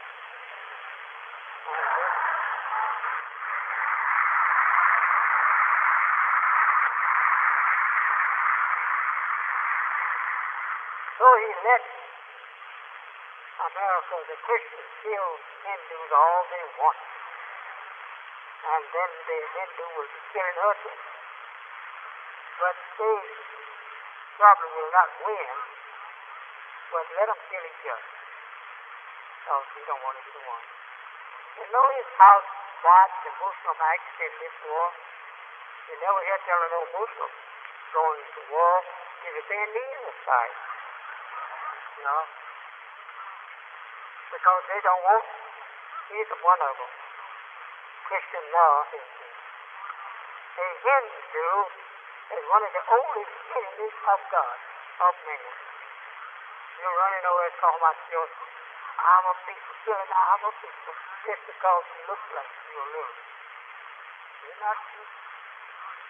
You've been on this planet for 35,000 years trying to destroy God's image in this land. You don't see no Muslim.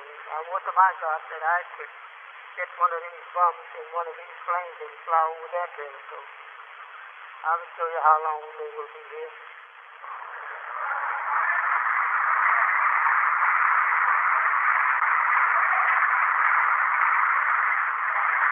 There may be some Hindu believers in here, but I don't care, brother.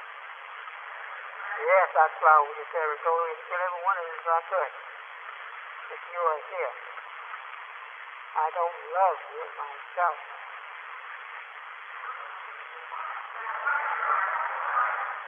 I don't care if America kill all of you and you kill me. I don't love either one of you. Oh, real. Think over the prophet. Looking at it. Oh, real. You look dreadful. Loaded up with bombs to rain on America. God told that you make one look across America, and America would be all but finished off. And just 3 of these bombing planes go to England, that's the end of England.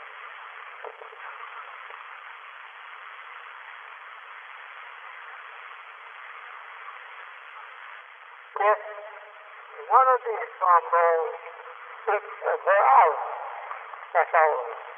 There is 1 mile.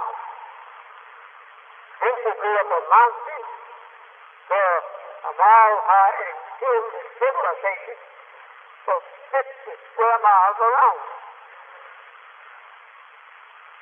Oh, God. Don't come trying to make war with God. It's a dangerous thing to do. Today, every kind of deadly weapon is being cited to destroy men from the face of the earth. All is angry with each other, as the Bible prophesies. And the nation was angry. God himself was angry. But it had come the time of the dead that they should be risen up and be judged according to justice. That's in the Bible and our Revelation. God was angry. The Lamb was angry. Everybody angry.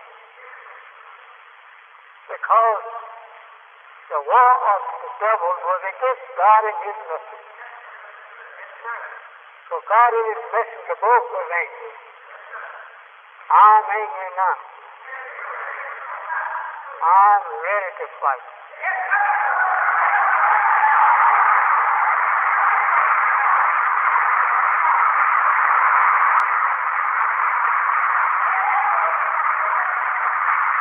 This is why that I'm here today. I come out alone. I don't have no armies with me. My few followers is very weak. They have no army. But if they follow me to my God, they have perfect arms. Arms that don't fear.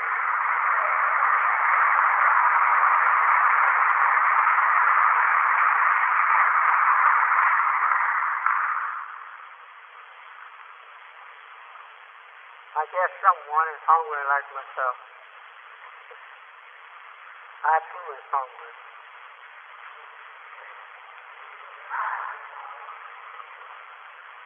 Save yourself from this war.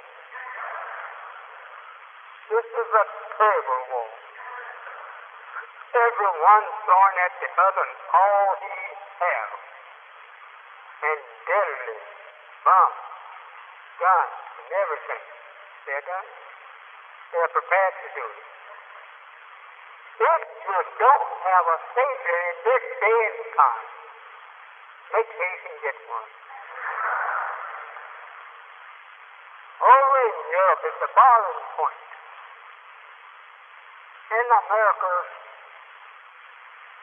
it is the point of death. Everything point at us. Oh, save America, you will say. Yes, if America had not destroyed you, she could be saved. But she has destroyed you. Night and day she's killing black men. Someone must stand up for black men. So I have God on my side. So I have God on my side to defend me. Storm, rain, hail, earthquake, drought, plague of all sorts is going on. I won't tell you that I'm doing that. This is what they want to charge me with. But I said, charge it to the right one, the powerful one, that's God Himself, not me. Certainly I'm with Him.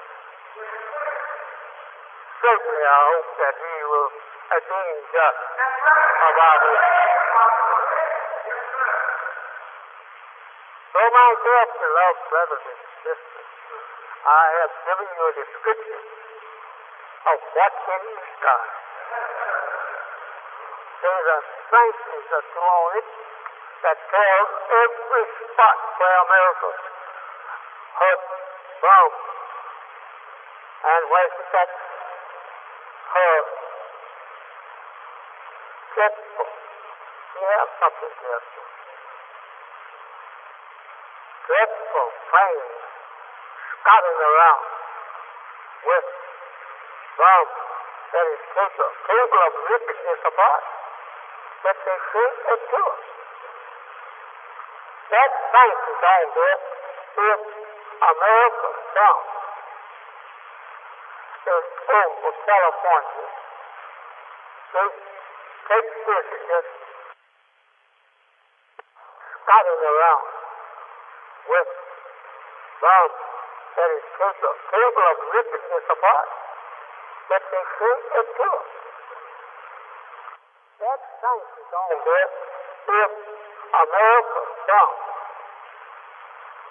over California, they take this and just sneak away into another place.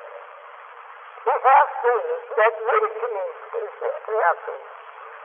But they can't get to us. We are like the Jesus was when we were here. We had the knowledge of tuning in, hearing what you think about. If you start with Him on this side of town, He'd go on the other side. Because he heard them when they were planning to come to him in his ear. One out of every 180 of the righteous can hear. You've thinking over here. Tell me what you're thinking about. There was two of that type of people visit my home here, not certain men which to go. They both look like brothers.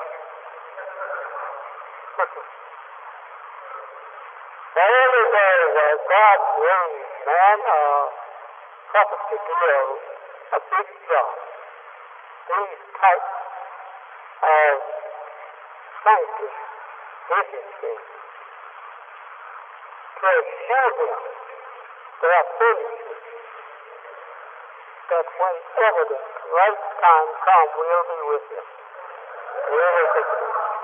Here's the type of scientists that you read of in the Bible that one or two go forth and do this and another and do that.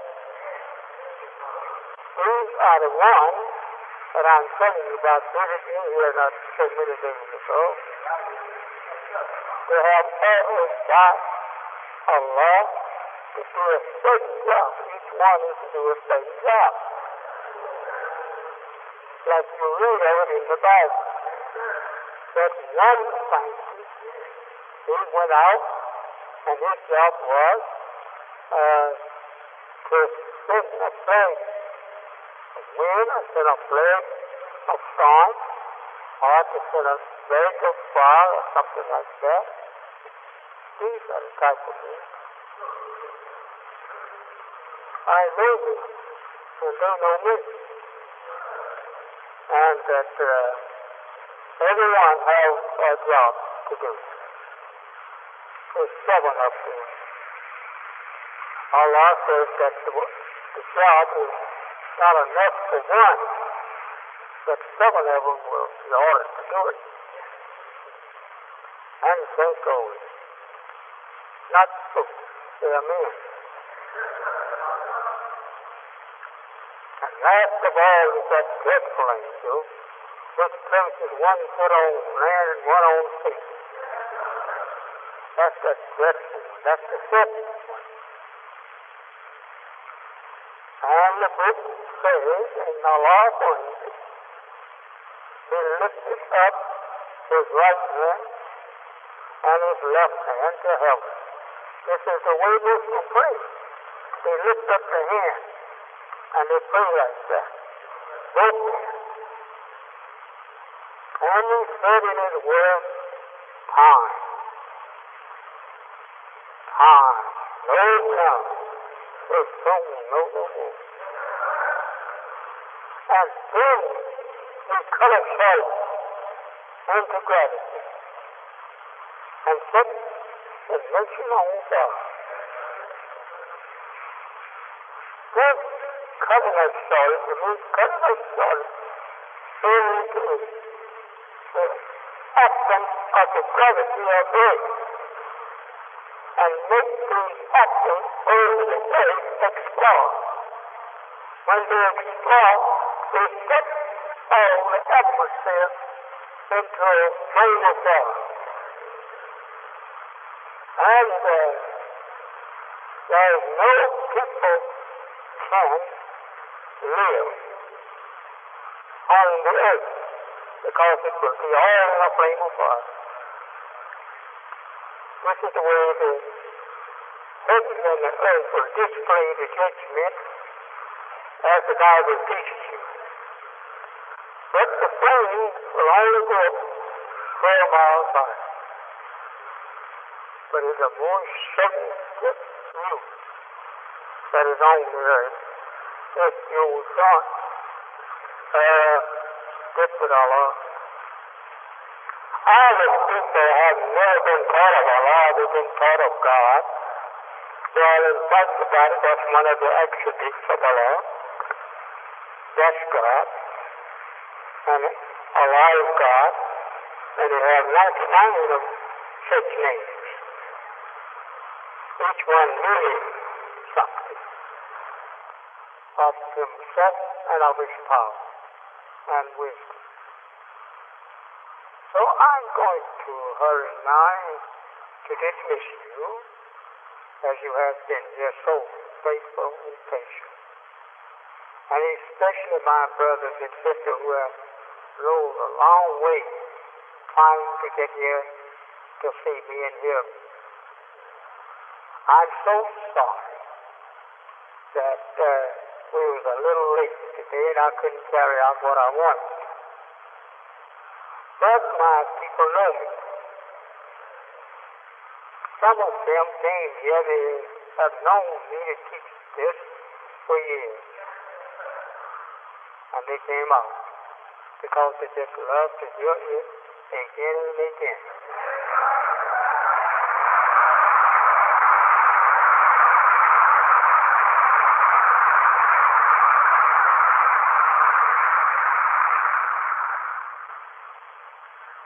Don't sleep. This is what the book says happened with the 5 wise and the 5 foolish. The foolish went to sleep. And judgment was called before they could wake up. So don't sleep. I want every one of you who are visiting us to go to our restaurant and eat your fill. The half price. The other.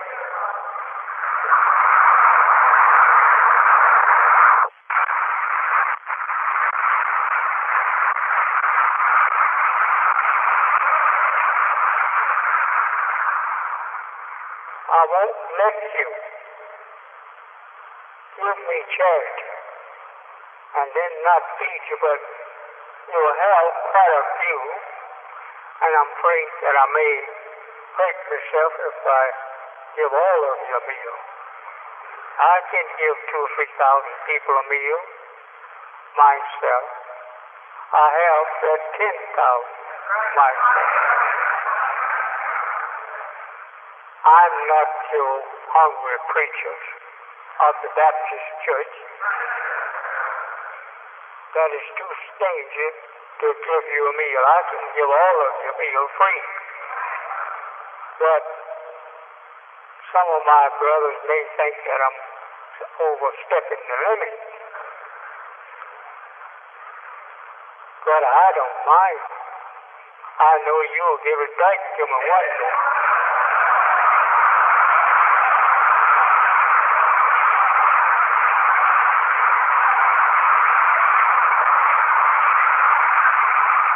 I'm not preaching for you to give it back to me. Nor am I cutting the price for you to give it back to me. No. I don't care nothing about you giving it back to me. I love you and I want to give you something. So you go to our eating places this afternoon. Help yourself for half price. I wish I could give you a meal after you go home.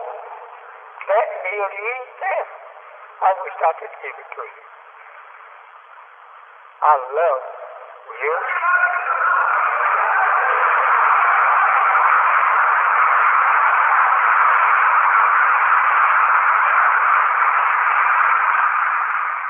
And I hate to see the devil trump over you and take you to hell with him. So I'm willing to do everything, even to my life. I'm the little boy that counts the world of fun. So this is one word I say. If you are able to condemn me, focus on one word that I teach here. If you $10,000 out of my brother's business partner, then I'll pay with my life for life. We must not lie. It's the end of business. So, after life, we must not become no money liars and Allah, peace, and His blessing go with each and every one of you. as you return to your home. Bless you with safety and trust. That is always better on trouble and death. But I pray, and I want you to pray that Allah take us home without a broken limb or a scratched flesh, and without our property being on scratch. I think. Salam alaikum.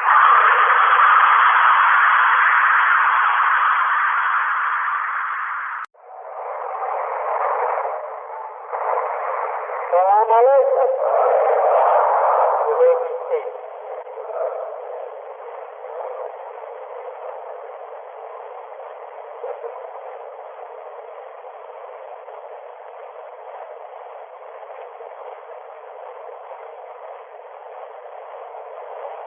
Well, I don't think I have to take the teacher's text today, that some of these things is going to move you.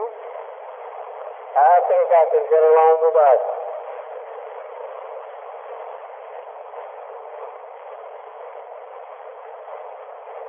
I'm certainly happy to see your smiling faces here this afternoon. I hope I can get the smiling. If I don't, I have to take that man's stick. That some of these things is going to move you. Yes, what I was told, I was always ready to stay home. And though you didn't need me now, kind of sort of independent. If I don't feel a lot steady out here, I won't come.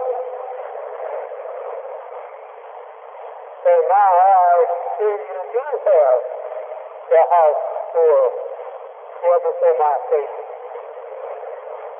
Well, I guess I had to do something about it if I just had to stand up here and tell you how you acted in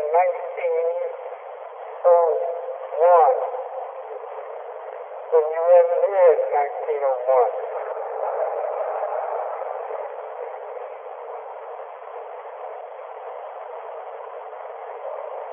How the subject has been for the last few weeks, the theology of sound.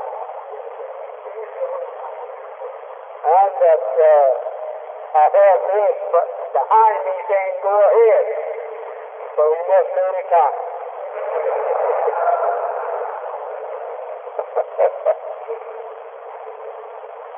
So my ministers, I say, Assalamu alaikum. Very glad to see you here. Yes.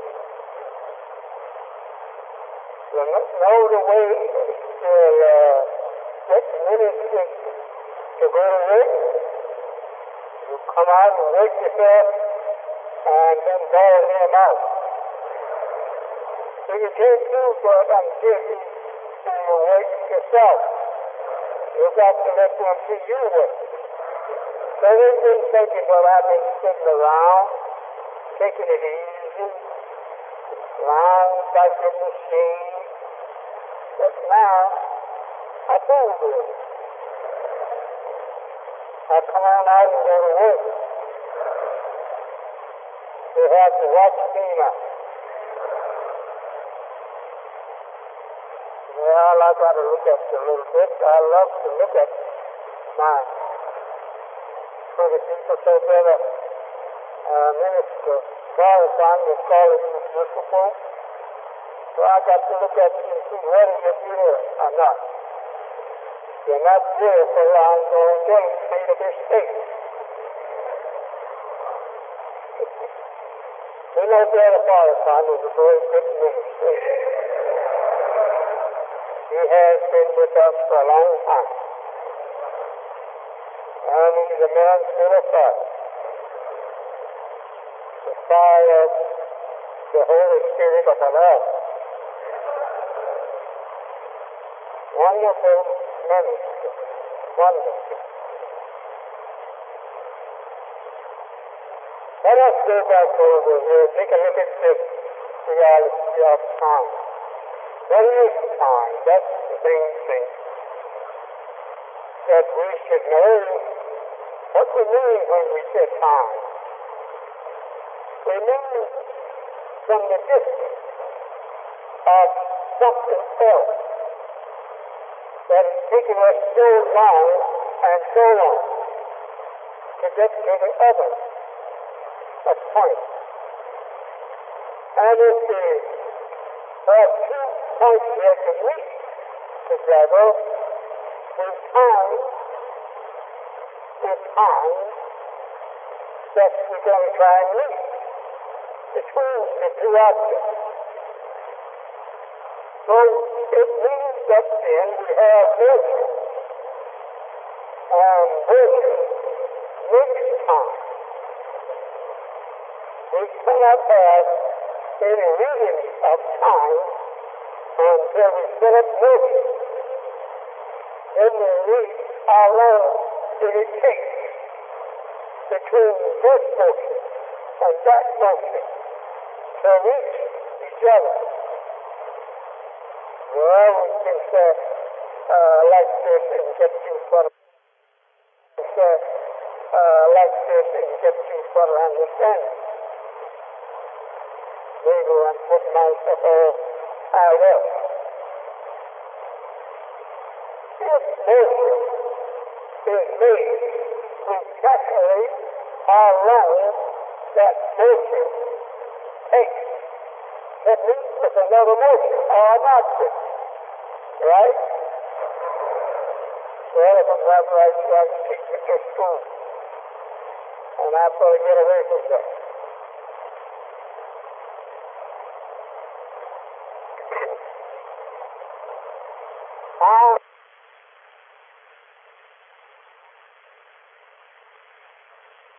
Most radio talk, and the pictures, and the some of the things that I said, you'll find an answer right there. I don't know whether you're really doing that. Okay. You hear it. When I make some noise to see if you're here.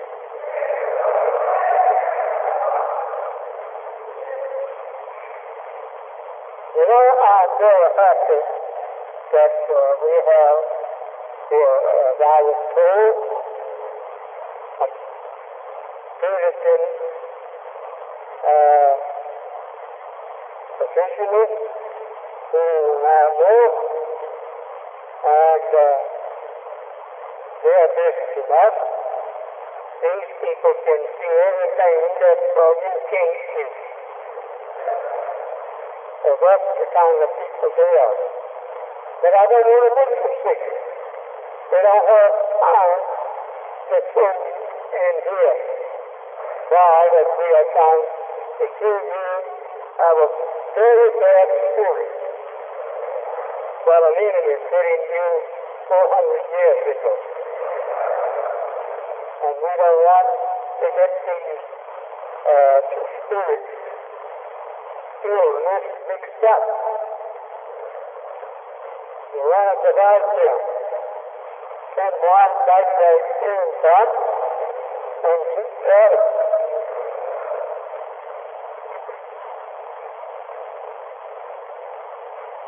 I'm quite sure that we have went over this word here so many times that you almost know what we have here.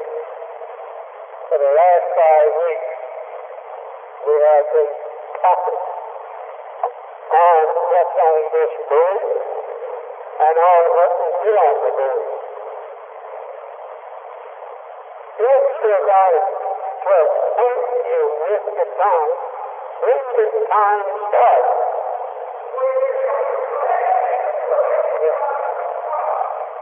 We cannot talk on time unless we know when time begins.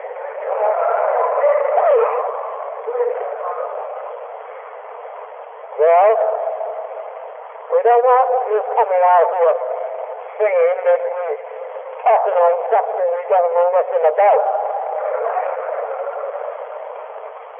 We know you, and if we know you, we know we're talking about something. Yes. Time.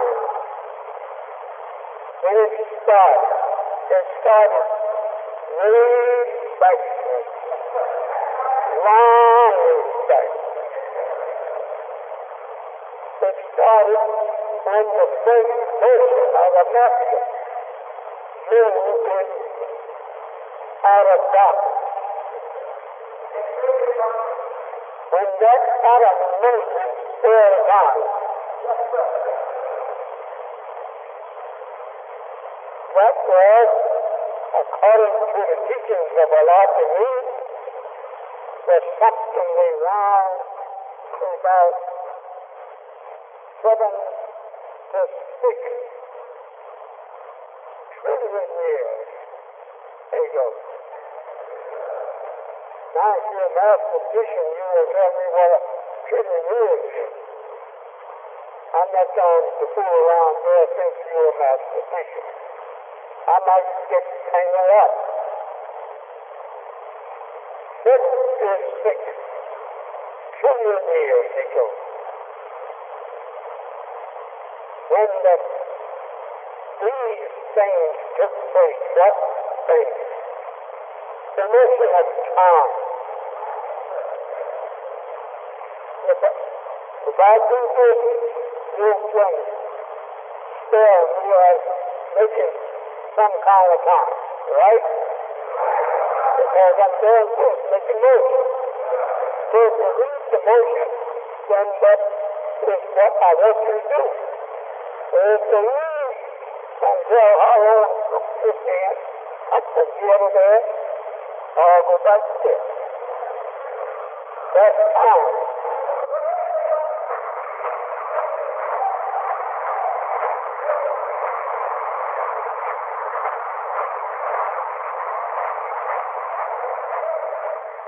But if I hold my hand up like that, it's making no time. Nothing is going on. It's just a hand things like that. But we as those original white people here in North America, we have not been taking time out of that. And it's due to us not knowing how to get time.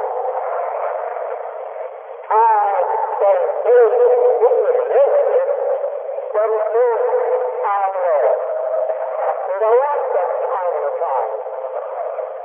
We want time that will produce something. When we make time and goes to production, moving back to action just time, then we say we're going to do well. But as long as we have this production from the time that we are making, we have just to sit down. Let somebody else come to you and take time. We have to sit down. Here in House of Mercy, the slave master said you are free, Peter. Now sit down and ask him for something to do. When a man has become so dead to the knowledge of the things in which he should be doing, and the knowledge of himself, he is wasting the time. That man is in bad condition. After 100 years, up to slavery, we have not made any effort in trying to produce something out of the Bible that the Bible has given to us. We have to remember this thing and fix them in their mind to continue to keep separating us. If we separate from the number one, who is God himself, then I think that we could get a starting point. And a starting point must be in the beginning times that we are living in now, worldwide and all over the world, and especially the country of America,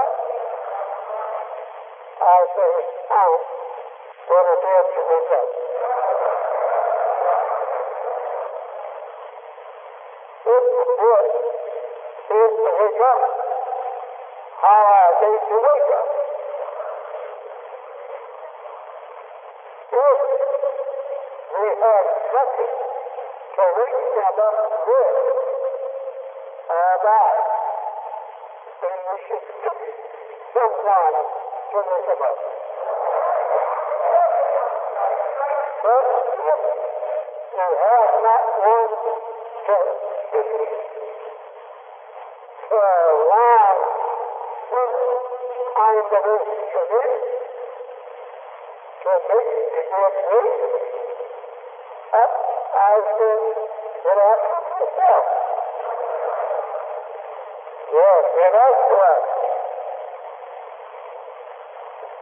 And all of the facts that we hear night and day, and each one is full of words. All the words you hear now got some word. It's all in of it. It's talking words. So take out of your time. It took place as we have repeated said, like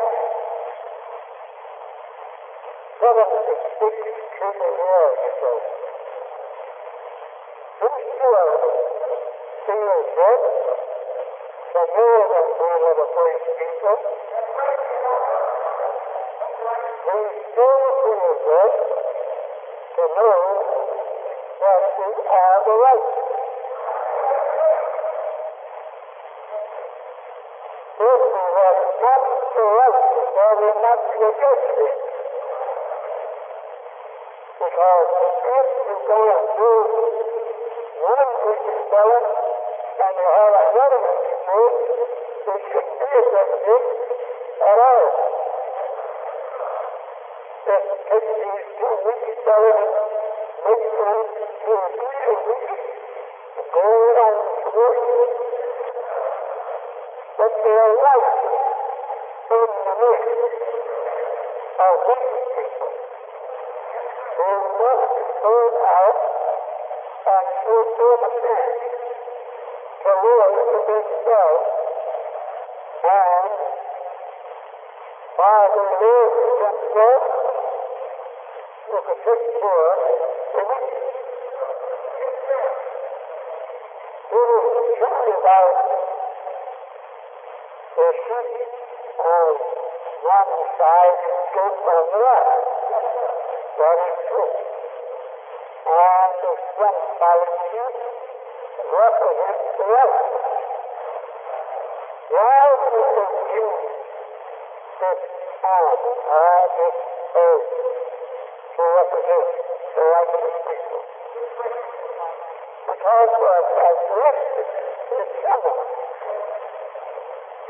That's what it is. She's the sheep. Sheep is a very humble animal.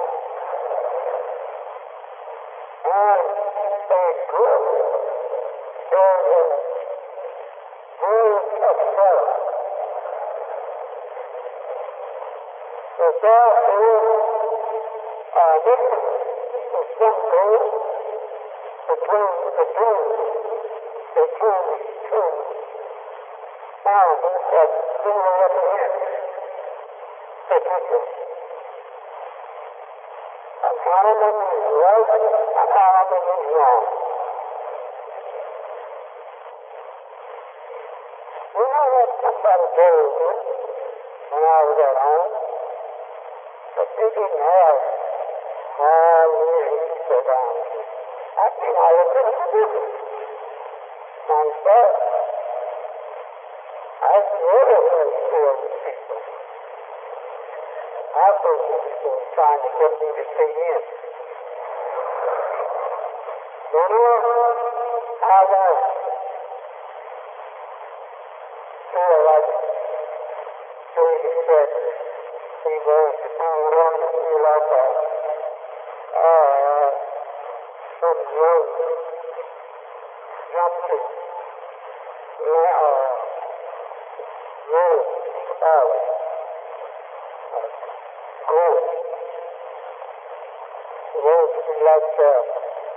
So, I don't think that you should say that I can be like that too.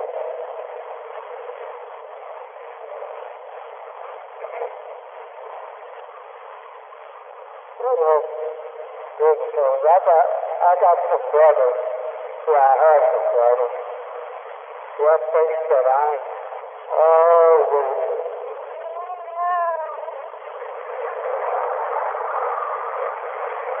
I'm not like that.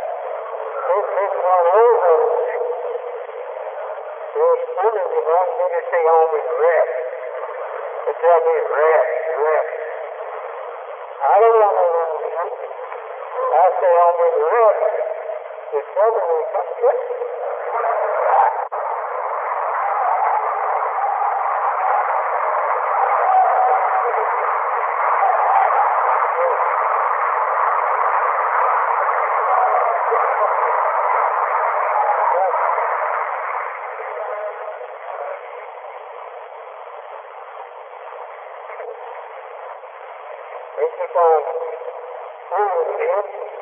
I'm going to come down here and Sunday.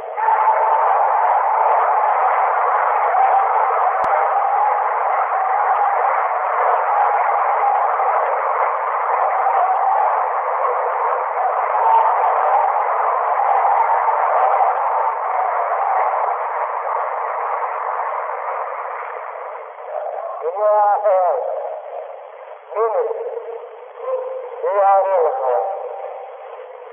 I have ministered everything. I can't exalt myself in ministry. He's one congregation was the people.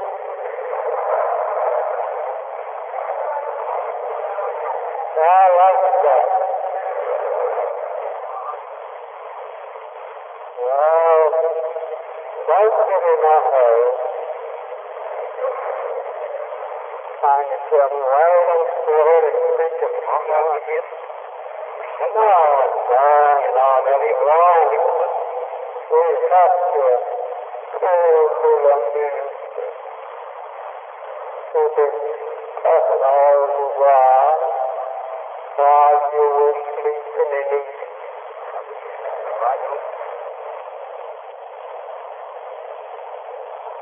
That's the father of the white race. That's the name of the God who made the white race. I don't want to bite on this much. We used to think that the white man and the black man was made at the same time. Now that being true, the time, and give us the knowledge of what the way in the time. I was so surprised and realized that, well, we're back to beat up all the pictures.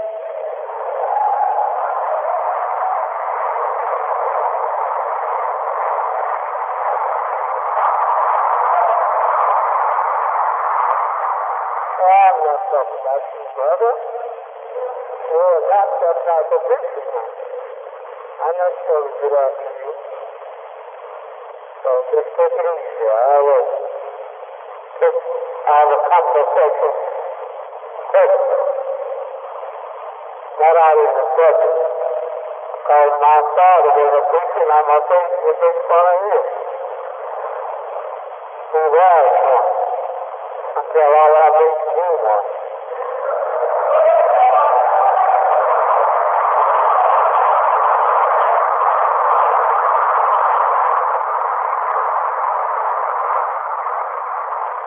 What will thou make?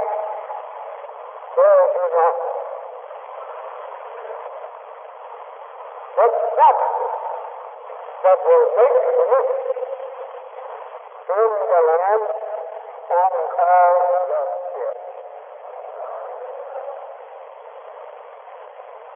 The people who have this going on in all parts of the earth. And what is fault? This is the right way.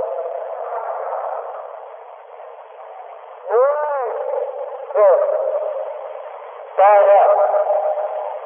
Fool each other. God in himself heals. To do it, it is the idea of the right way, the devil, to kill all right people. That is what we have to do. But true children like that, they will go to work and deceive me. If we go on with them, and we God will kill. So like all of this, I was listening to God last night, talking about like people, what they should do.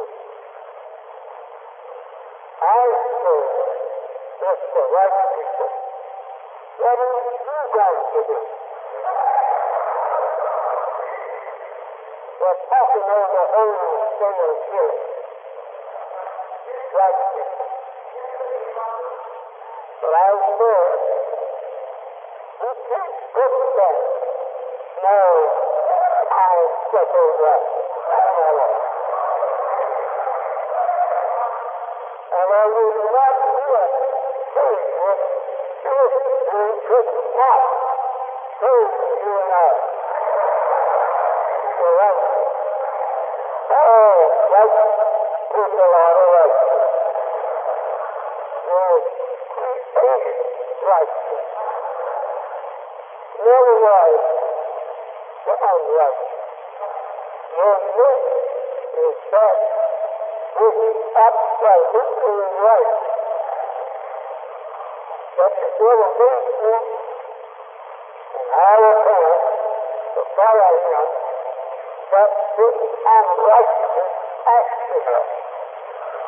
But by nature, we are the right. This the Bible means that when it says it will separate the good from the sheep. True is goat save the sheep. We are talking about us and the white man. The white man is the goat. And you and I are the sheep.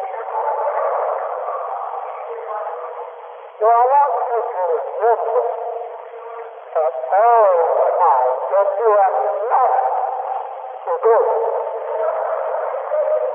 It is the white man that is good. Remember at all times that you are not no brother with me. Remember that. When God created them, He made them out of the essence of Eden. And what out of the essence of good?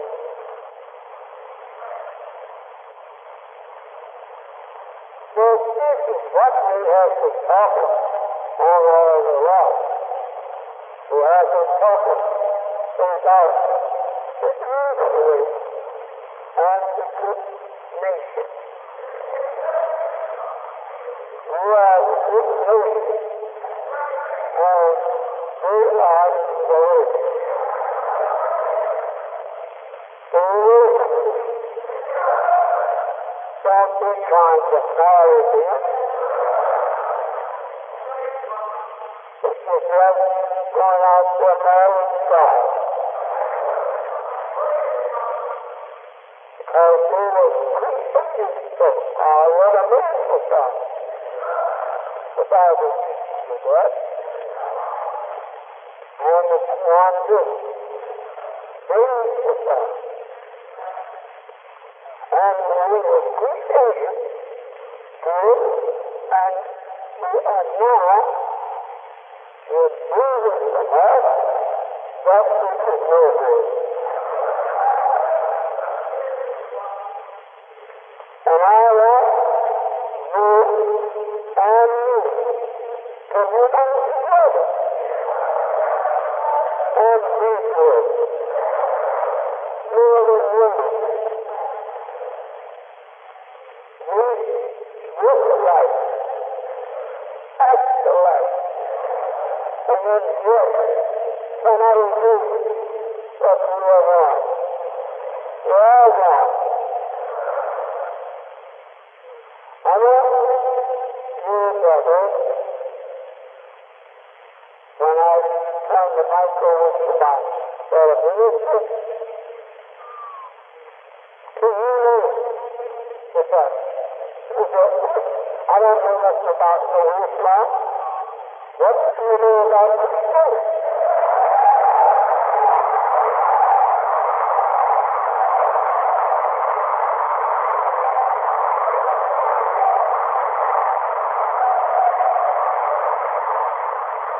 This is the thing that we must answer to. If we are not good, what are we? If we're not good, what are we? We can't answer to answer on self because we don't know self.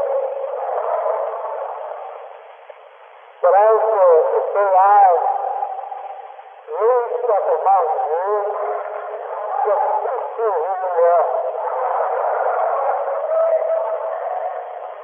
And to teach you who you what people are who have been bound wickedly. And bring them outside to the Lord of God of this world. But you must get away from them. The blessed man is the God of the earth. He is the Creator. I don't care how you can mistreat it. Still, your father was a black man, and he was the one who created this earth and not taking it over. This is our earth.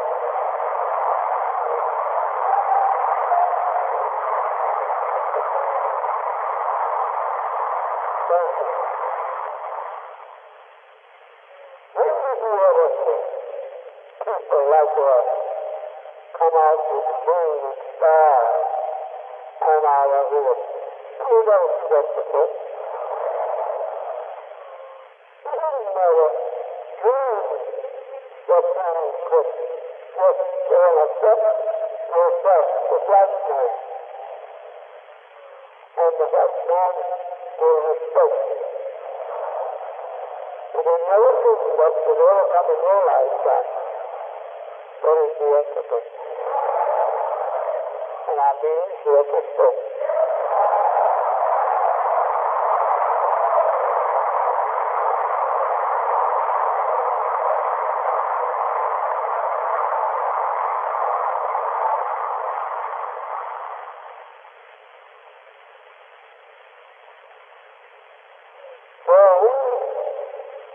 Trying to get more to the knowledge of what you want and what your God and my God means to us. That on that basis, our Father made it for us. Who is looking for those groups?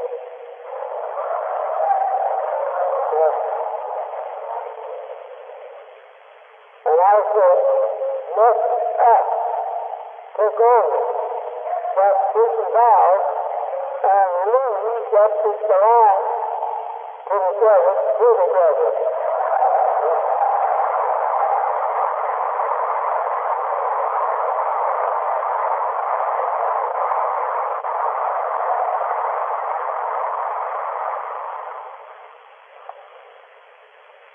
We have some very fine intellectual people here, and we want them to say whatever they want to say about us, and we'll be like Lot. No, not like Lot. We like the first of when the city of Mecca was invaded with Abraham's elephants. They never had stars come down on light that in their lives. So the world comes. Good to downward. Stars went to go. Yeah. I went to Kansas City. They say, go downward. So he speaks to our lives and leads the city to you.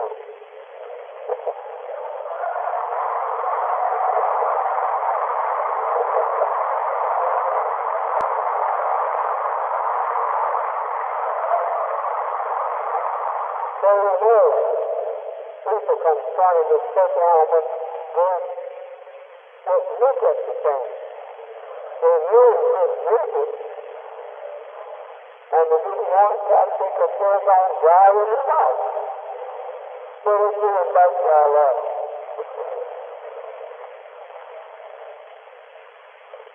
I have enjoyed looking at you.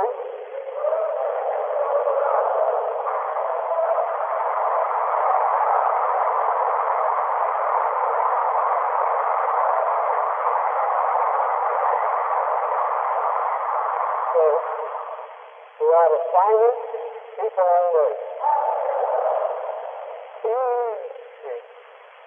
Easy to get along with. You're fine? Yes. I want to thank the first group for coming out to visit our temple, thanking you for thinking enough to come out and honor me to come in among you. I think I'm so honored until I go back and look in the mirror to see what you come out doing in the field.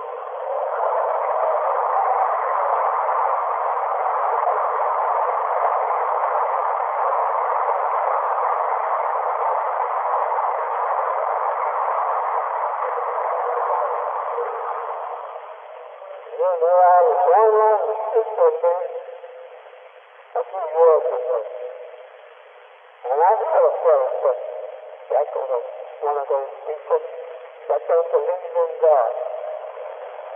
And they talk about Jesus Christ like something like yourself. I want to know. And so I waited there and I started questioning again. I said, did you ever see Jesus? And what was talked about? I've been trying to find out what you're talking about.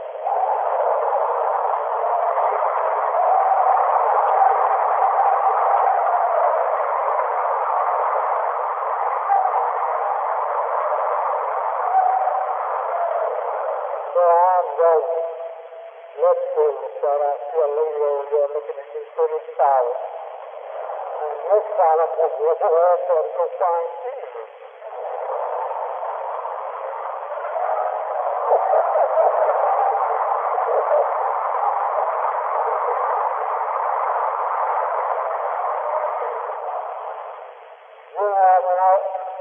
One morning, her sister was just trying to just put her laundry with her.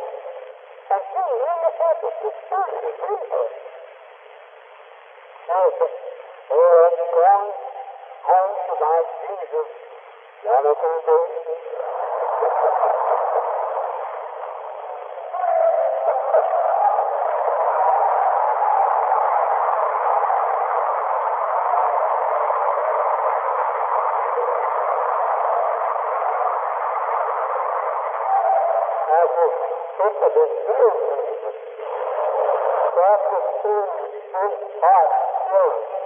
I said, would you like to die like that?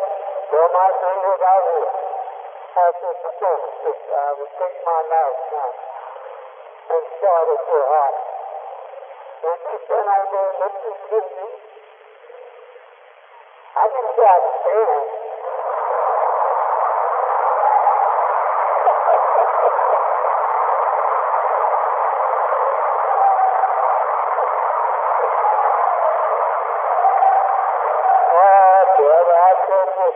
We have some good people. That's right. We literally were talking about buying ourselves with Jesus. As it is, but you know, she wanted up there. All the time that God goes when you have to tell us what up there.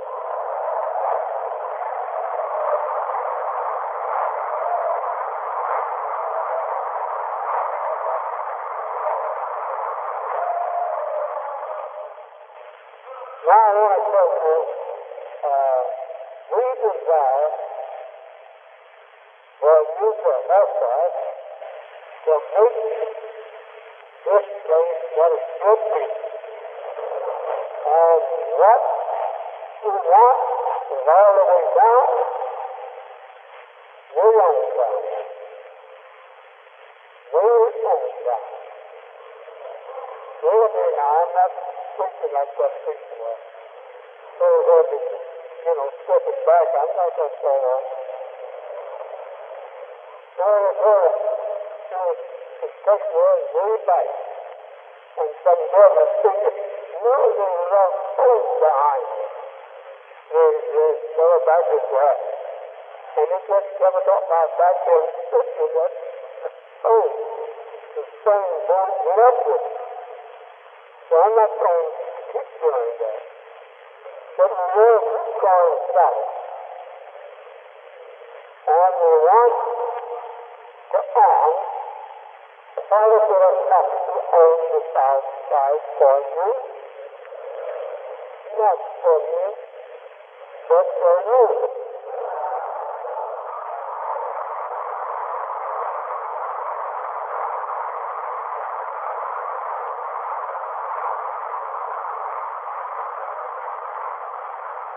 We want to use the south side of Chicago.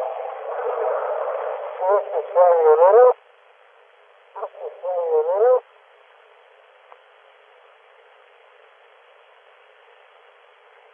Yes, we can. So only one way or the other.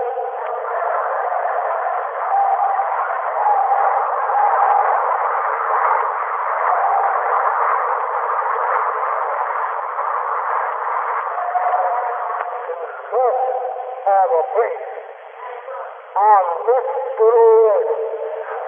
else we can call our own. Fine looking black people walking and riding the street and don't own it. No, no. We're going to own some of this way.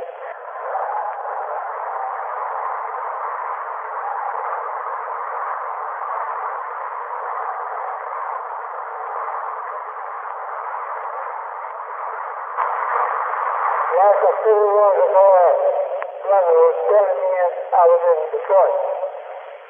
He said, you're talking about the earth belongs to the black people. He says, what about the white people? I said, I have to see your father, Yakub, about that.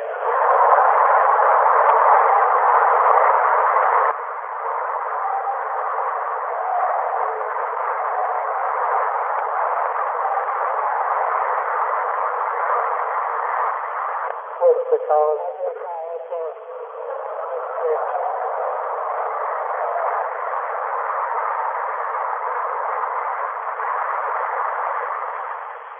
I see a man around here, who comes around my house sometimes.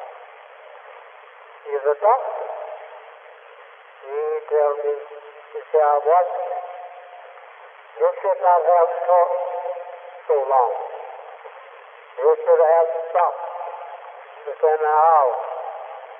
Some judge tomorrow you can tell me that. So I'm going to stop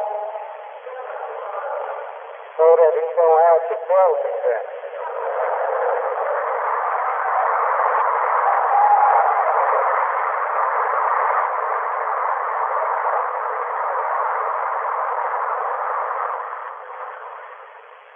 For my dear beloved brothers and sisters, I'm going to turn you back over in the hands of my beloved minister and secretary. And they are very nice brothers. Oh, yes, they are. They don't ask but for a little money, but they want you to fill up all the bills. And I thank Allah, the most merciful God, for whom praises is due forever, for sparing me to come out here to just look at your smiling face if I didn't see nothing else. It's so beautiful.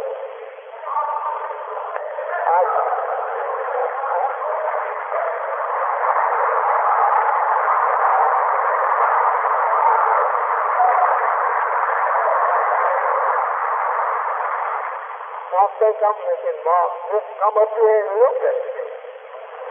Come up here and stand up here and look back over here and there. You will see a full covered with nothing but beautiful black people. I'm telling you.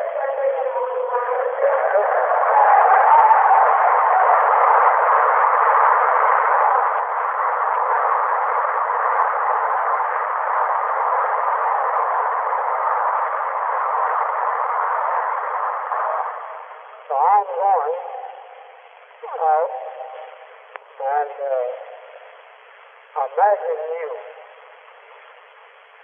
all the time before me. A great, loving, beautiful people. No one like it. So I'm going to turn you back over to the minister and secretary. They're not going to treat that. I just was talking. They're nice brothers. Oh. If you don't have nothing to do, well, just come back next Sunday.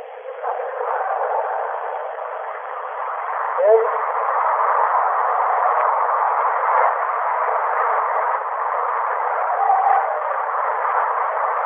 if you don't have nothing to do, I will tell the brother, take in all the money that you find on them I said, you hold the bucket. I was saying a book. Oh, yeah, I know you're rich because the earth belongs to you. Yeah. So why are you not rich?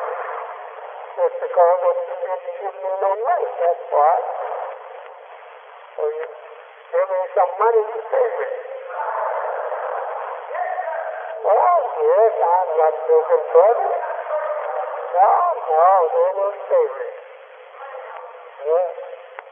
And I will stay rich too. Every time one goes to sleep, I pick up his pen.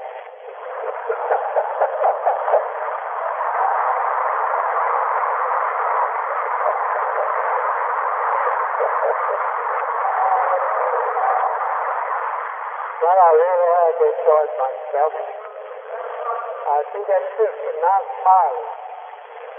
She wants to hurry and get out of here. Something going on out of here before she gets looking at me stuff. Well, that's just could be there, could be there. I'm not saying to you that I have a sister here really don't like me. You wouldn't have come out if she didn't like me.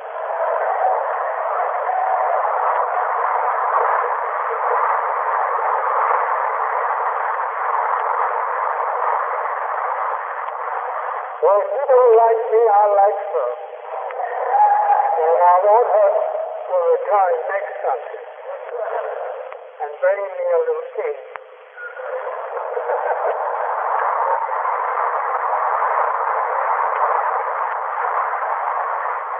Oh, brother, God told me himself. He said we have the most beautiful sheep on earth. And if you come up to where I am, you'll say, God told me the truth. So I think, when you think you're ugly, you're just making a mistake. You're not ugly. You're beautiful.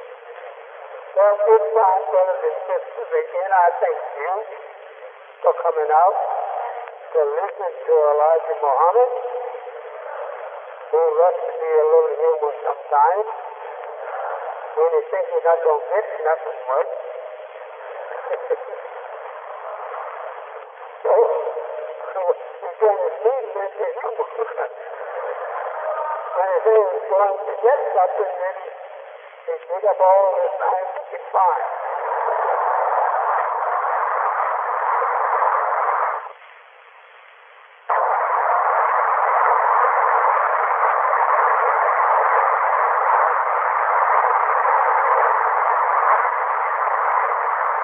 And I don't want you to forget our visitors, our great, wonderful doctors and scientists that have visited us here today. I want you to show them the greatest respect. Let them share some of it if they like to, and we will listen at it. We'll ring his telephone in his office tomorrow morning. Tell him that this you preached to us yesterday, I kind of heard a little and I didn't know it. Well, we know doctors don't come around looking up world folks. They're looking at sick folks. As a Jesus said, making us spiritual and our truthful, answer to the Jews. He said that the sick, no, the world does not need a physician, but it's the sick.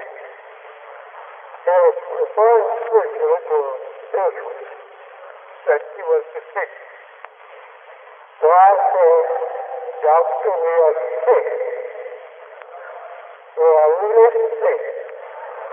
When you give us a dose of medicine, leave us a little money.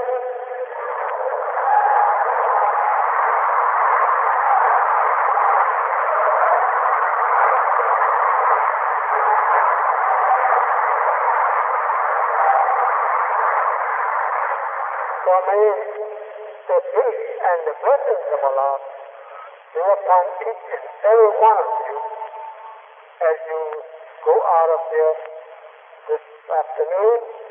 May you find your family all happy to receive mother and father, sister and brother, again as we left. As I say unto you, I shalom.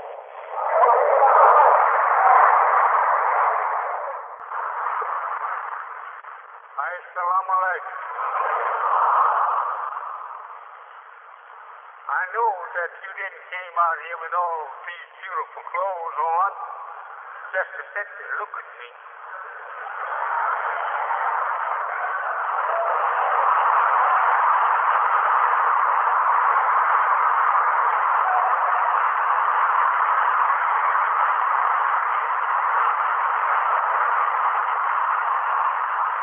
You know, my father was a preacher himself.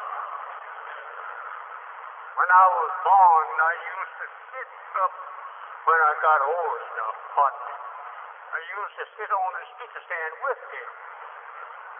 And everybody would try to hurry to get me on the speaker stand.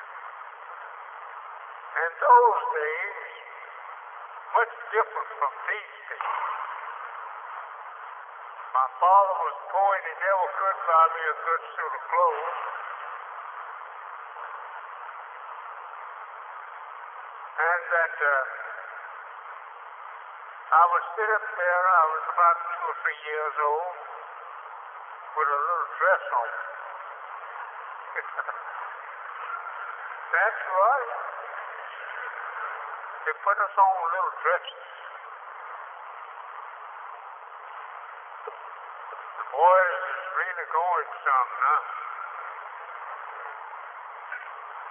I'm certainly happy to see all of you smiling faces here today.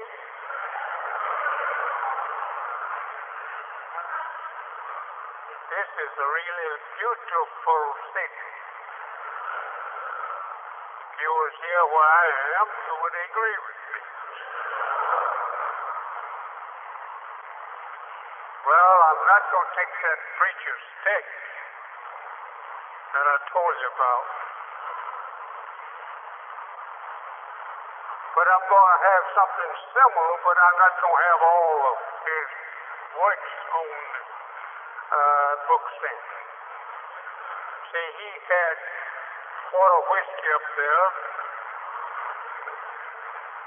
out of 44 lines between the Bible and the quart of whiskey. And he told his people, he says, my text today is that some of these things is going to move you. So I have only one line here in front of me, but I do say some of these things is going to move you.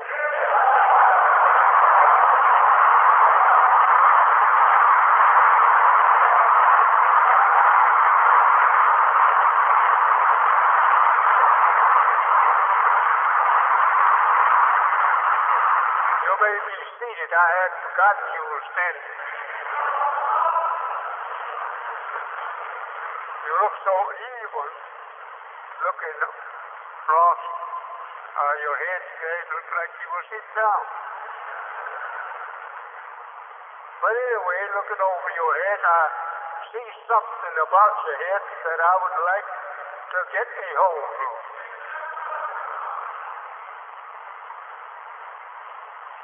As I used to hear my father preach in the South, he was a preacher of the Baptist church, and he used to preach about that fire, hellfire. He would teach it so frightening until even I myself, being his son, would be trembling sometimes, thinking, wonder will I live to get to heaven before ever that comes.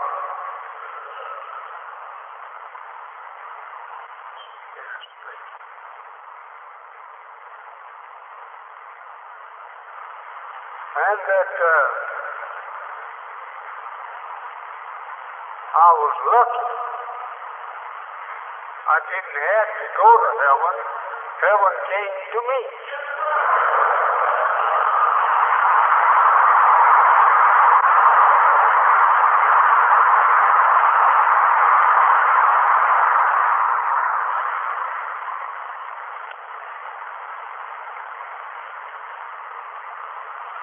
We've been preaching here for the last 5 or 6 weeks on what you see on the board.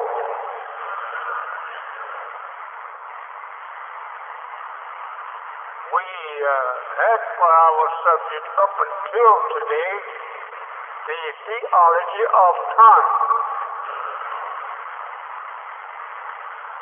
And we are still working on time.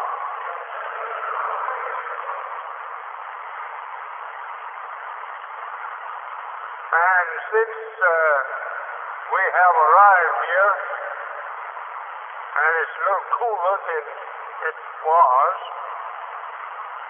early this morning, we want to take a hold of some of this time subject. We want to take a hold of the real root of time as you really take it for yourself all the time to talk about the time is coming. This has been our subject for many years. And time is what we've been looking for.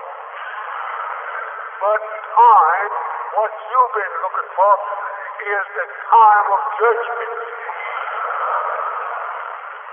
So if you've been looking for the time of judgment, this is just what we are preaching on today.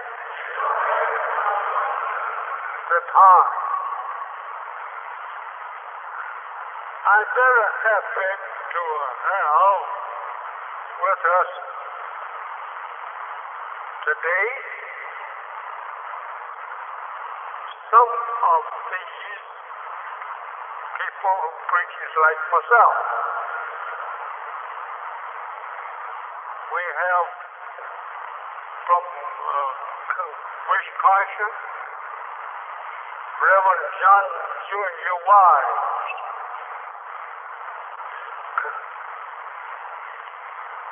Reverend John Jr. Wise. Reverend Morris Neal Wise. Then we have Mr. Richard Stotts, teacher wise. We have some wives in here.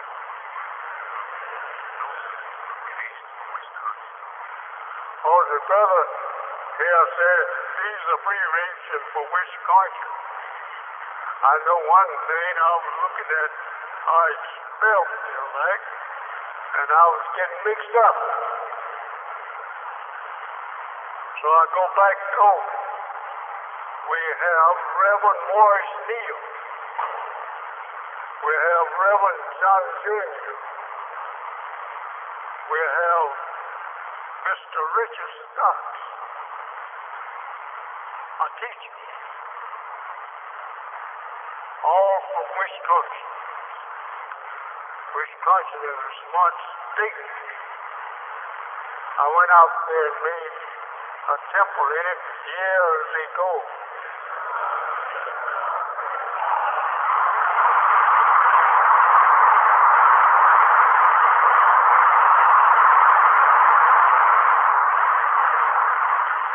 We have a sister by the name of Miss Doris Wallace. She is a teacher from Wisconsin. Now, all you wise people coming from Wisconsin here to hear us today, I may have you to say something after you see whether that I'm leading off for myself or not. I'm going to always try and protect myself. So I'm happy that you're visiting us this afternoon, and we pray, Allah, that you will be happy to continue. I'm not saying really a rabbit, but I don't like for people to throw bricks at me. I got to look around.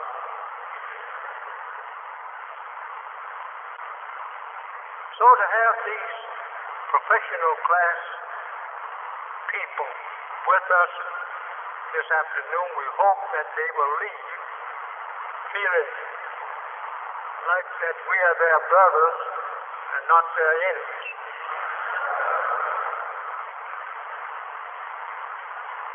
We're not here to teach against each other. We're here to teach the togetherness of us and not to teach against each other. Whatever you know, whatever you believe in, that's you. Whatever I know, whatever I believe in, that's me. If we like one or the other belief, we will let each other know. But first I would like to say to you, beautiful, sitting here before my eyes, as something that we don't have very often. In the world today, we find their congregation very small in places. They're breaking up, and they are running in their seeking something more than what they have. I see here before me an estimate somewhat little over 1,000 people. I estimate them to be there. You come up here, maybe you and I will get together on that. I think you look like you will number into 1,000, a little over. And fact about it, this is a small group. So when I go out in the public to teach, the numbers up to 10,000.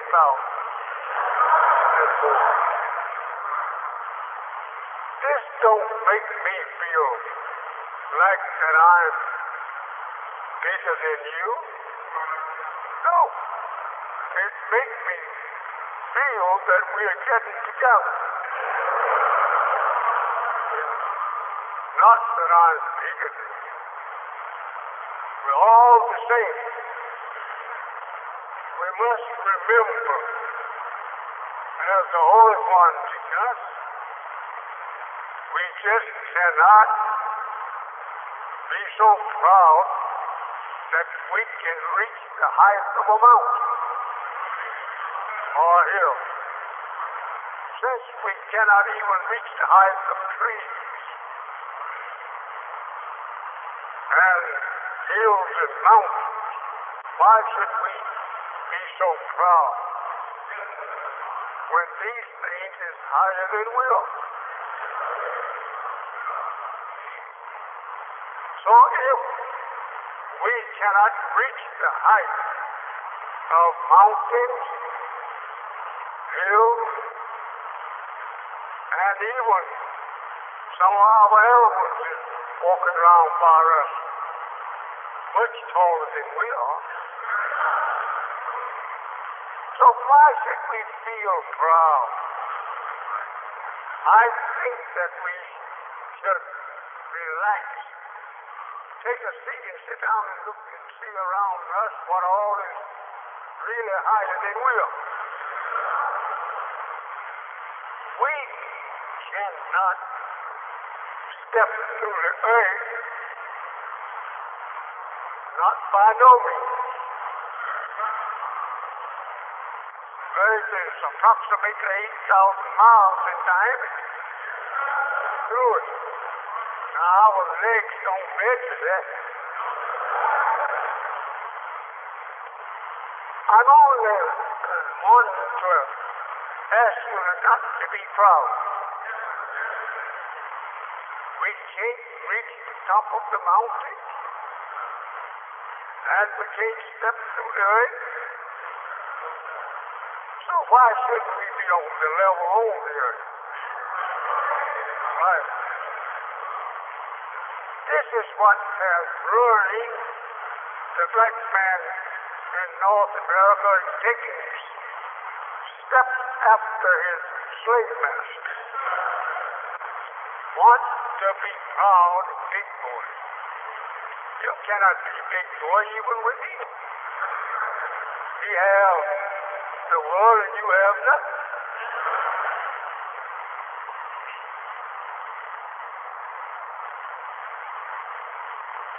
Well, I just want to talk with you a little to a heart.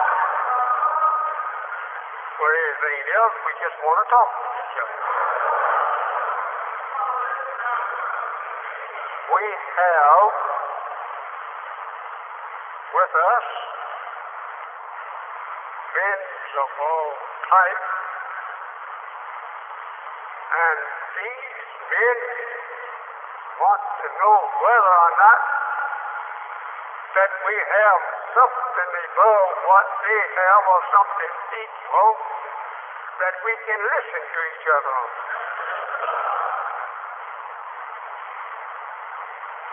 We don't believe in criticism because we all came from slave parents, and that if we want to criticize each other, we have to go back and get a hold to the devil's slave master and see how many of us did he raise higher than the other.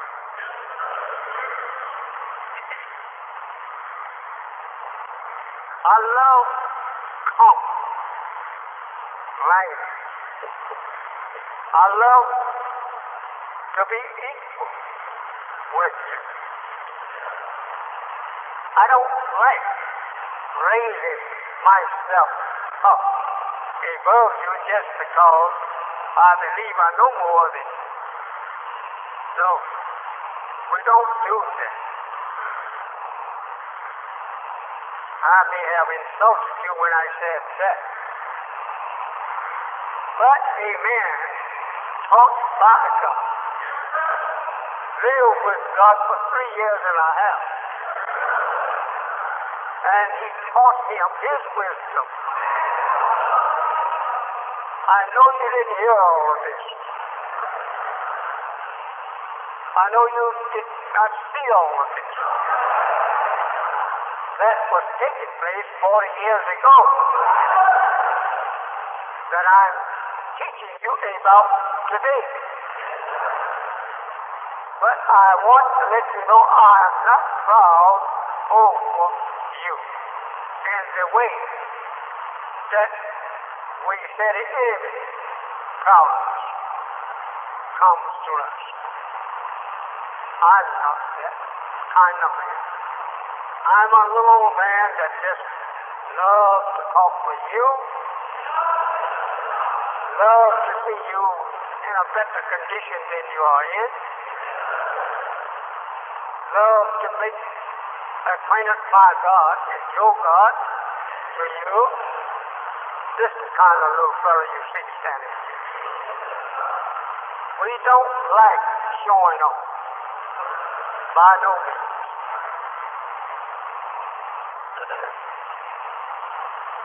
If I have to hurt your feelings, I will try and rub the soul down. somewhere, is what I think. But if I hurt your feelings, I'm saying it for the better.